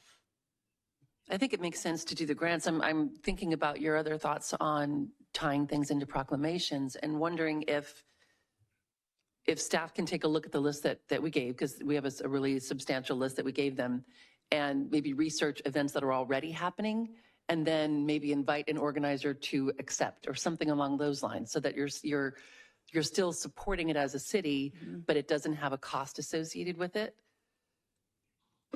I think I like all the suggestions, even reaching out on the grant proposal and to organizations that we may know, but without being biased but I think also another layer of this that may just being birthed from our discussion is possible. And maybe Bruce, you can ask this on the grant proposals. Is it possible to add a requirement that the grant applications, that the applicant connect what they're doing to one of our proclamations as a additional scoring or a ranking of how much or what they can get, so that we can say that the events are aligning with what we're doing as a city and what we're proclaiming? We opened the application process. I don't think we can add to the rubric this year, but I think next year because it wouldn't be fair to the people who are already applying, to add another item to the rubric, because some people have already started doing it. But I think it's not a bad idea for the next year's rubric, add that. Is this connected to a proclamation? And if it is, it can get, right now I think we're at 95 points, right? So that could be another 5 points that would get us to 100 points. I don't know if I feel if it's fair I'm looking at the chamber, if it's fair to them because they're already filling out their No, we've already submitted that, I think, about a week and a half ago. So I would say for future applications. But I think it's not a bad idea. I don't know how you feel about going through the proclamations. Do we have an organization that we think could do something in that space or is already doing it, and then invite them to the grant process? Because I'm just trying to figure out how to get the money. Well, there are, like you said, we give a lot of proclamations for a lot of different things, but some of the proclamations are tied to international and national events and very large nonprofits, very large, well-known large profits, or cultural events. And so having staff look at things that, I'll give a very generic Earth Day, for example. Something along the lines that is universally acknowledged, and there are local groups. I would love to see these events open a door to participation for our local nonprofits. Especially one of the things that I have really loved in the last few years tied to this are our ethnic and cultural diversity events that are coming into town. That it's just amazing how that has uplifted each of these different parts of the cultures in our community to want to be involved in all different aspects. Instead of feeling isolated and small, they help us all identify. And an event like this, I think, would be outstanding to be able to tie some of these to larger cultural and recognized events. How to do that, I think our staff is probably best equipped to come back with some of these ideas. Can I mention, because we did review the process of application for the grants for events through the LUD committee, and I actually brought up, can we add 5 points for something that is culturally based, because we want to encourage that. And because we were starting to see it, we want to make that grow. We want to see more of it. But I was told that we couldn't incorporate that into it. And Damien, can you clarify what that, there was some language around why that was not something that we could do? I heard you. Was it Katie? It was Assistant City Attorney Wazinski was at that meeting, so I wasn't at the meeting. And I don't want, as I wasn't there and part of the discussion, I don't want to make assumptions on what she said. It was something to do, it was something to do with religious or ethnic specifications when it comes to grant money. That we can't specify those things. We can't require them. We can't give them additional, you know what I'm saying? It was like, it was a, there was legal reasons for that. Your application process needs to be neutral, and there's certain things that you can't base your applications and grants on lest you run afoul of the law. So I think I understand where she was going with that. Yeah, and it made sense. It just, we were trying to do that. We were trying to find a way to really encourage the more diversity coming into the town through events, but we were not able to do that. But I do like the idea of the proclamations because it has some of the same impact without that direction specifically. And there could be more flexibility with the proclamations because they are a wide range of different areas that you're recognizing that moves just beyond certain categories. And so there may be more flexibility there that we could certainly look at. So do we have a motion regarding this? I wanted to say one other thing. I think also what brought this to me was a call that I received from someone regarding, you know, if we don't have someone put, like, I think it's phenomenal that during Hispanic and Latinx Heritage Month, we had Mr. Aguilar and the chamber step up and throw an event. And if we didn't have people like that stepping up, then we just don't do one as a city. And those groups, we say we want to support diversity and inclusion and equity. And those groups are relying on, even for Juneteenth, we're not going to have one in our city, even though we're going to have one in our county.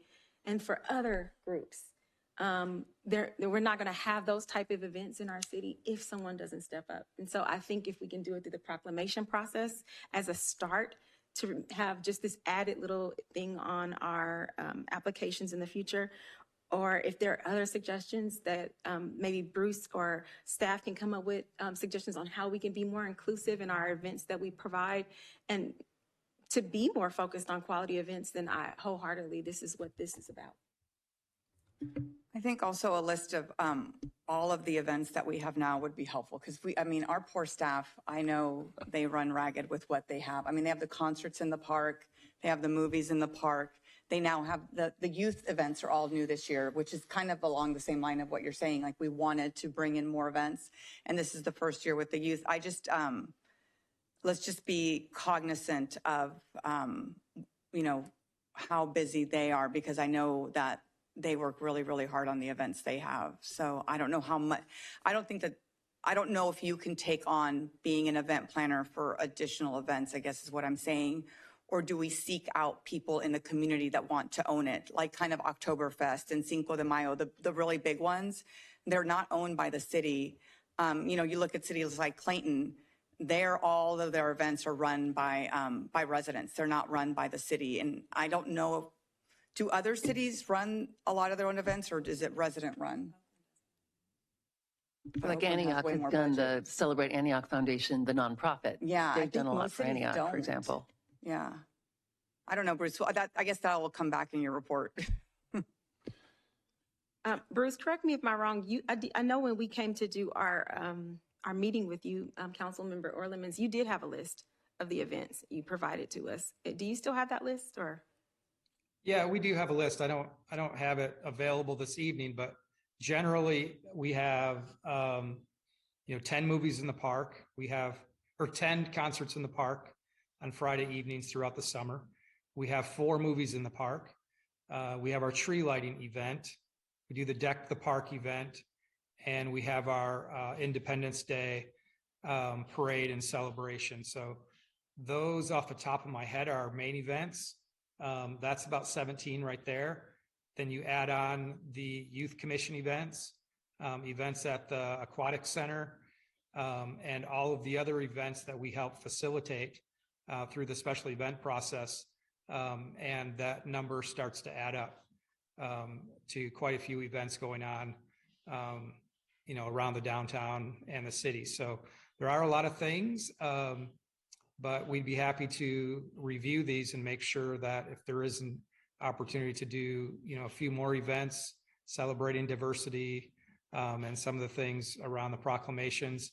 The one thing about the proclamations is every single proclamation, we have people that are very passionate about the proclamations that are moving forward. And it would be difficult to have staff have, the discretion of what they determine to be event worthy. All of them are event worthy. So that might be a little challenging.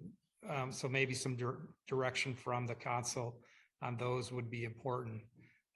But we could bring it back to have that discussion. I do have some fears about like discrimination, right? Like when you start going through and picking some and not another. And that's why I kind of like it to be resident run.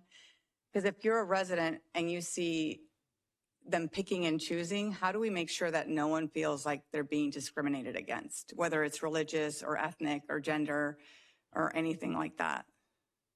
Like, I guess we can talk about that when it comes back, but we just got to make sure that no one's feeling, discriminated against, right? Because, I'd love an LGBTQ one, right? And I'm sure there's going to be people that are not happy with that. So we just got to think about it.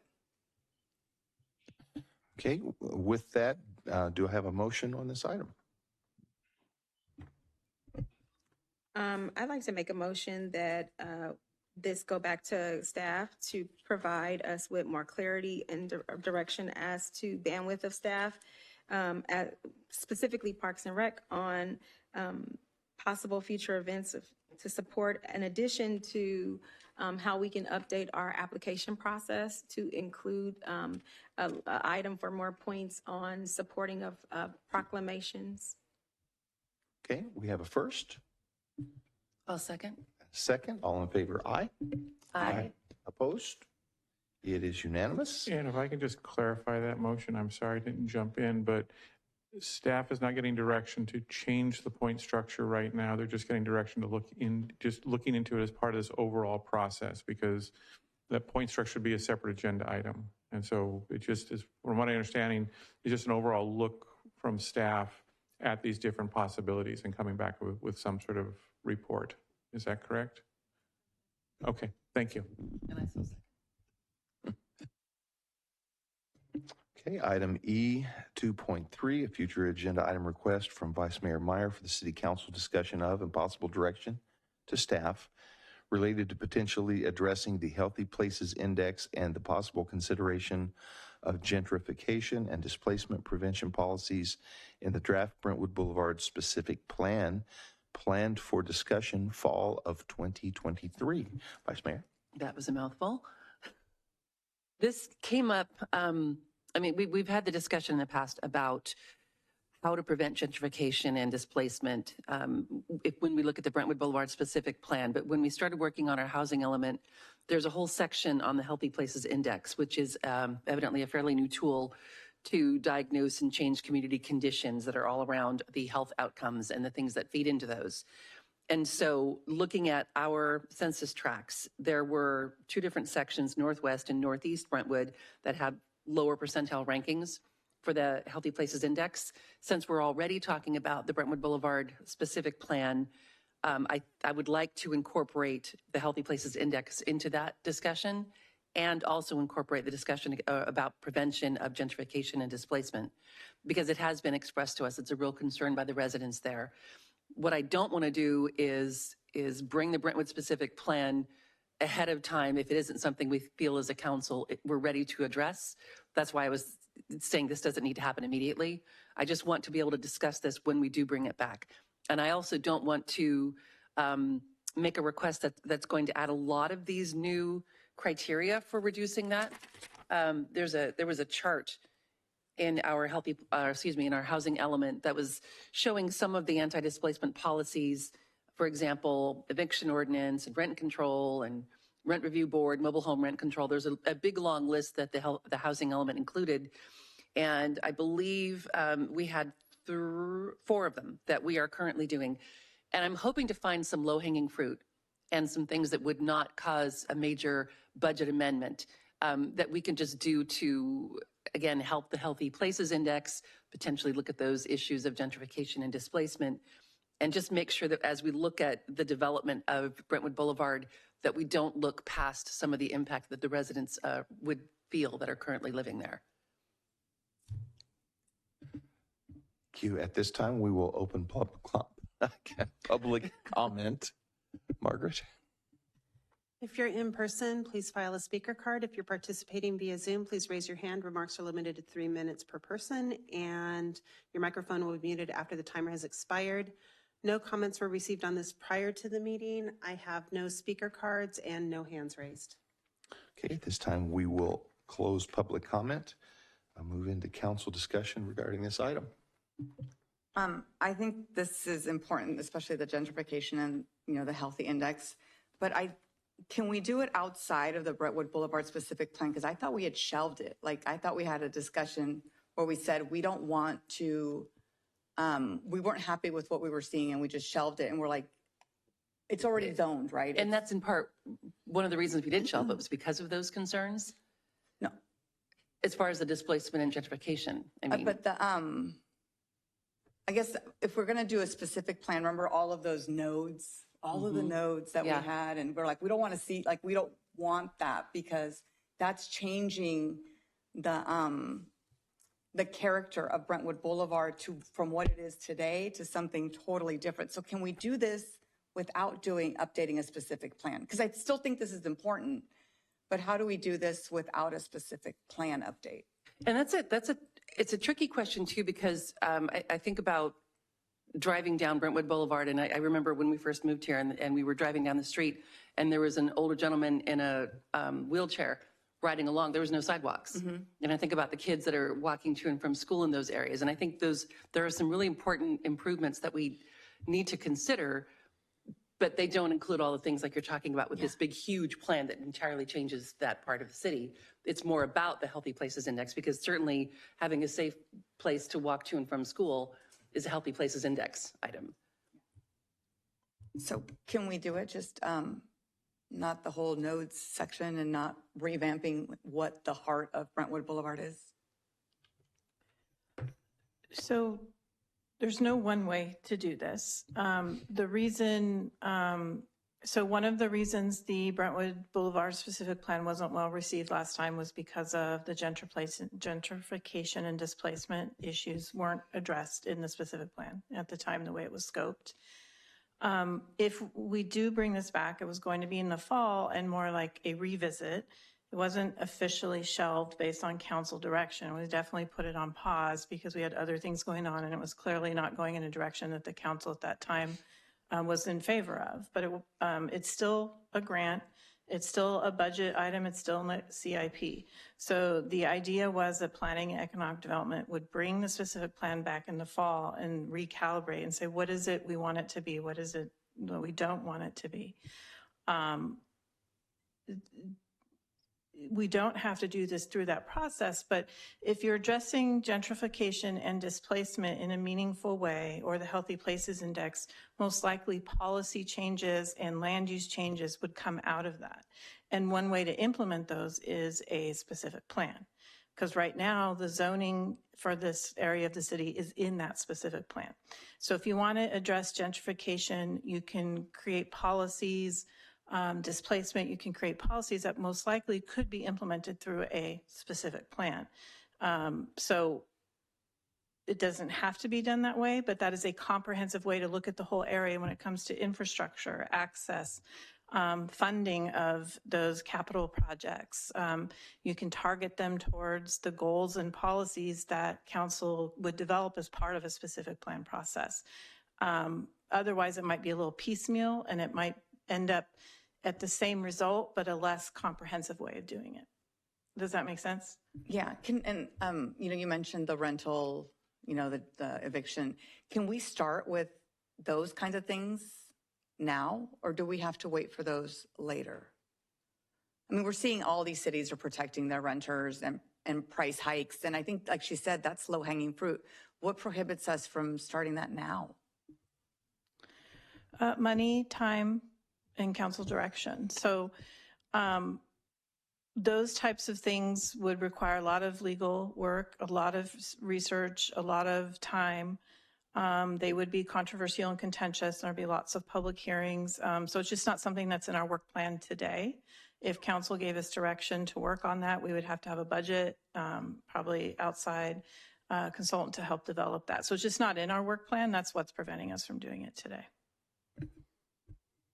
So I wish I'd put the page down on this chart. I'm looking at the printout of the chart that was from the housing element. I have that it here if you want me to share my screen. Yes, actually, that'd be great. Thank you.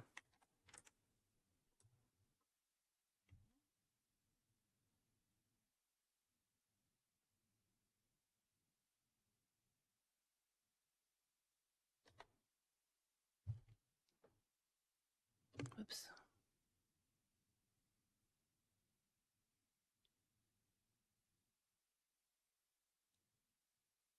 Thank you. So I think what as you can see, it is 5 actually that we're doing. I don't know if there's anything outside of this chart that would be considered more low-hanging fruit that other cities are looking at. I know this chart was specific to the housing element, but I don't know that this needs to be restrictive, that everything we're looking at needs to come from this chart. It was more like a starting point to see if there is anything that can be considered low-hanging fruit or something that wouldn't have a huge impact on the budget that could still, again, either with the idea of reducing the risk of gentrification and displacement or increasing the healthy place index for that area.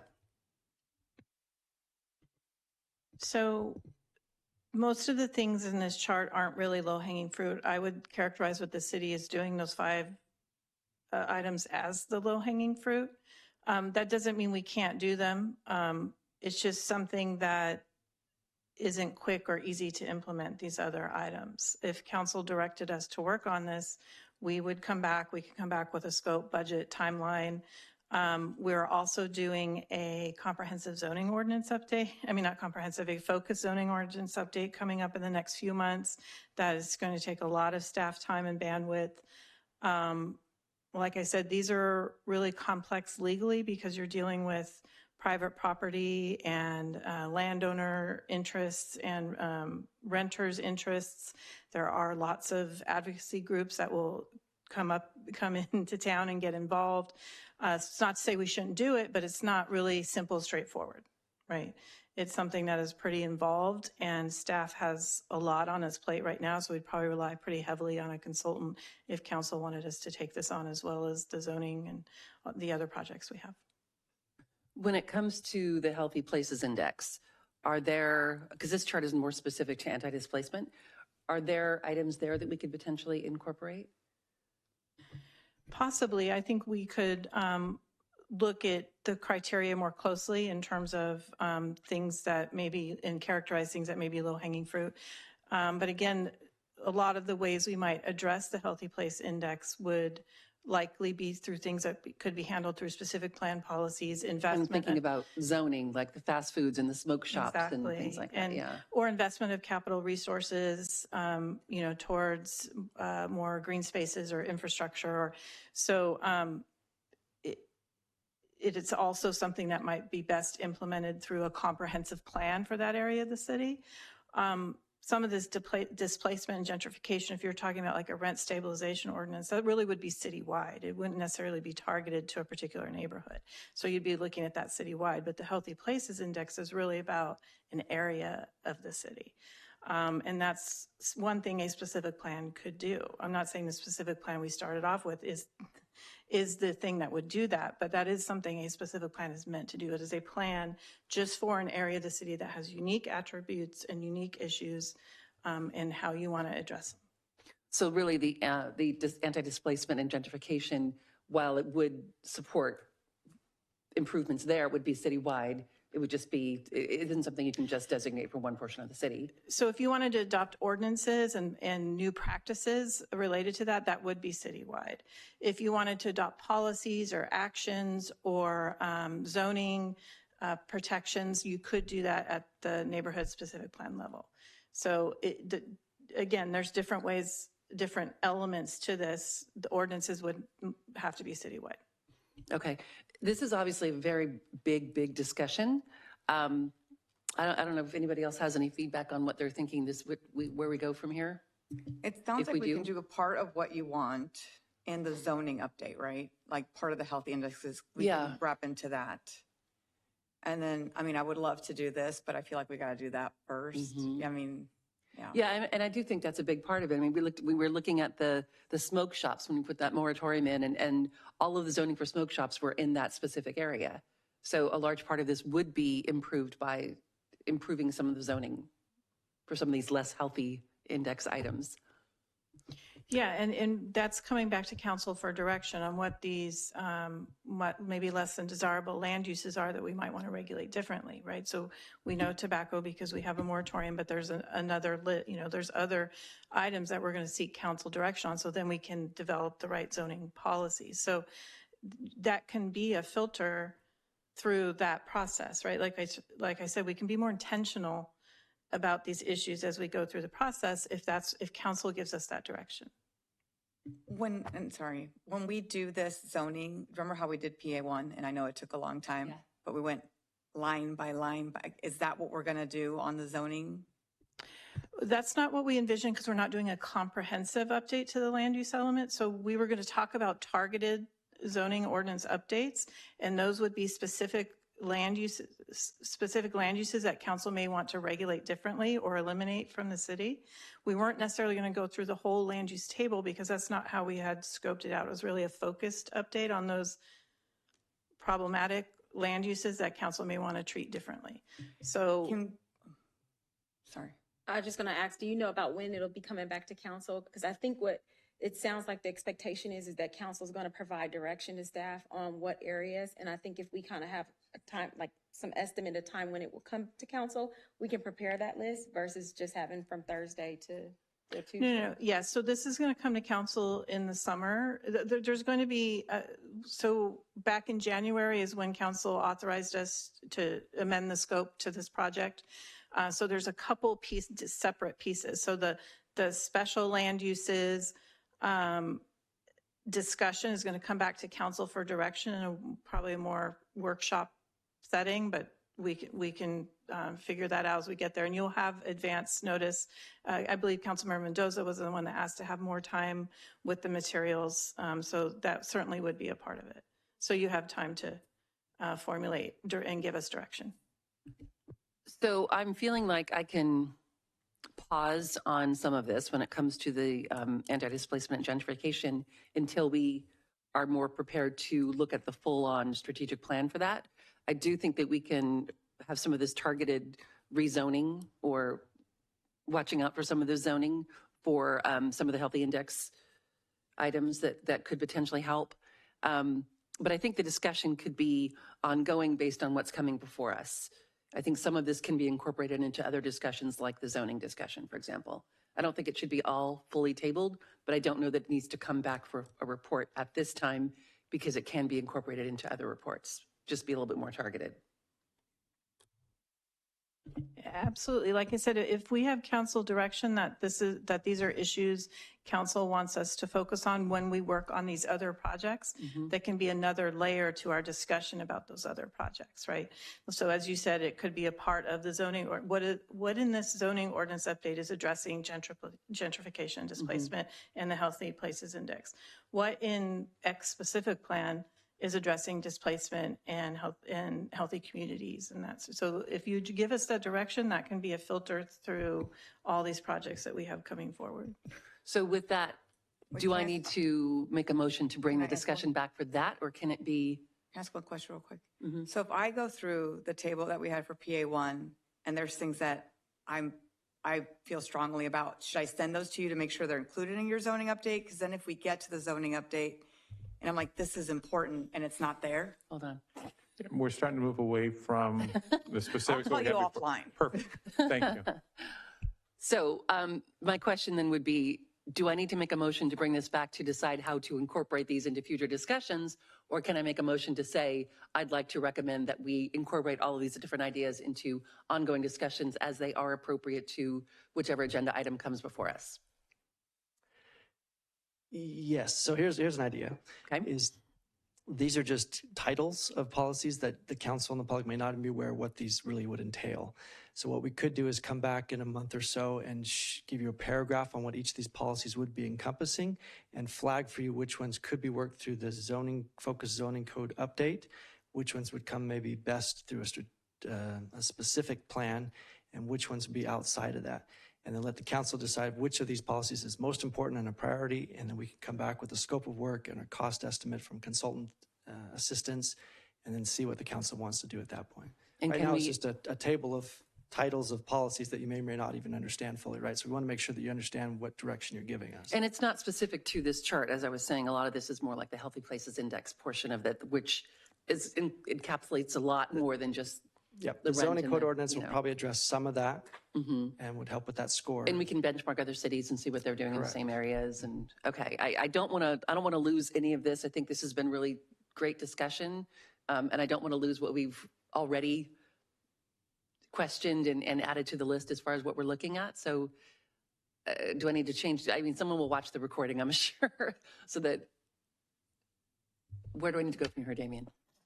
Well, if you want to give direction to staff, I'd recommend it be placed in a motion, and an emotion that staff will understand. And so when it comes back, when staff brings something back, the council will say, oh, yes, that's what we asked you to do. Okay. So I don't know if the city manager and our community development director feel that they have clear direction at this point on what you want to see. What I can say, and let's see if this works, is that I would like to see staff keep track of this recorded discussion to advise future discussions around items that apply to agenda items as they come to us around, no. Tim's shaking his head no. Need to be a lot more specific. So why don't we come back with a list of what all these policies do and some characterization of what the Healthy Places Index score policy considerations would look like. And then the council can really understand what direction to be given. As long as we're not losing anything from this discussion, because this has been very productive.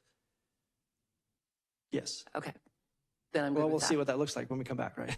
Yeah. I'll listen to it too. And I'll second that. Thank you. Okay, we have a first and a second. All in favor, aye? Aye. Aye. Okay. It is unanimous.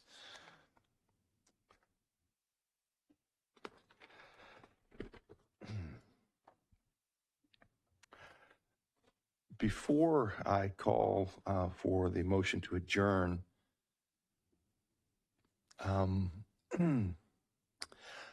I would like to adjourn today's meeting in memory of April Brown.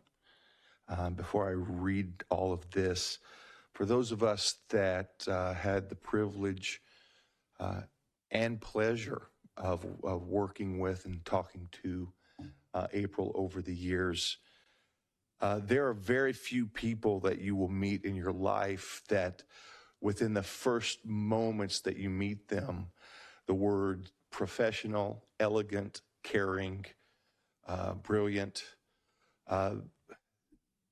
those are adjectives that in my opinion fall short of describing who she was as a person.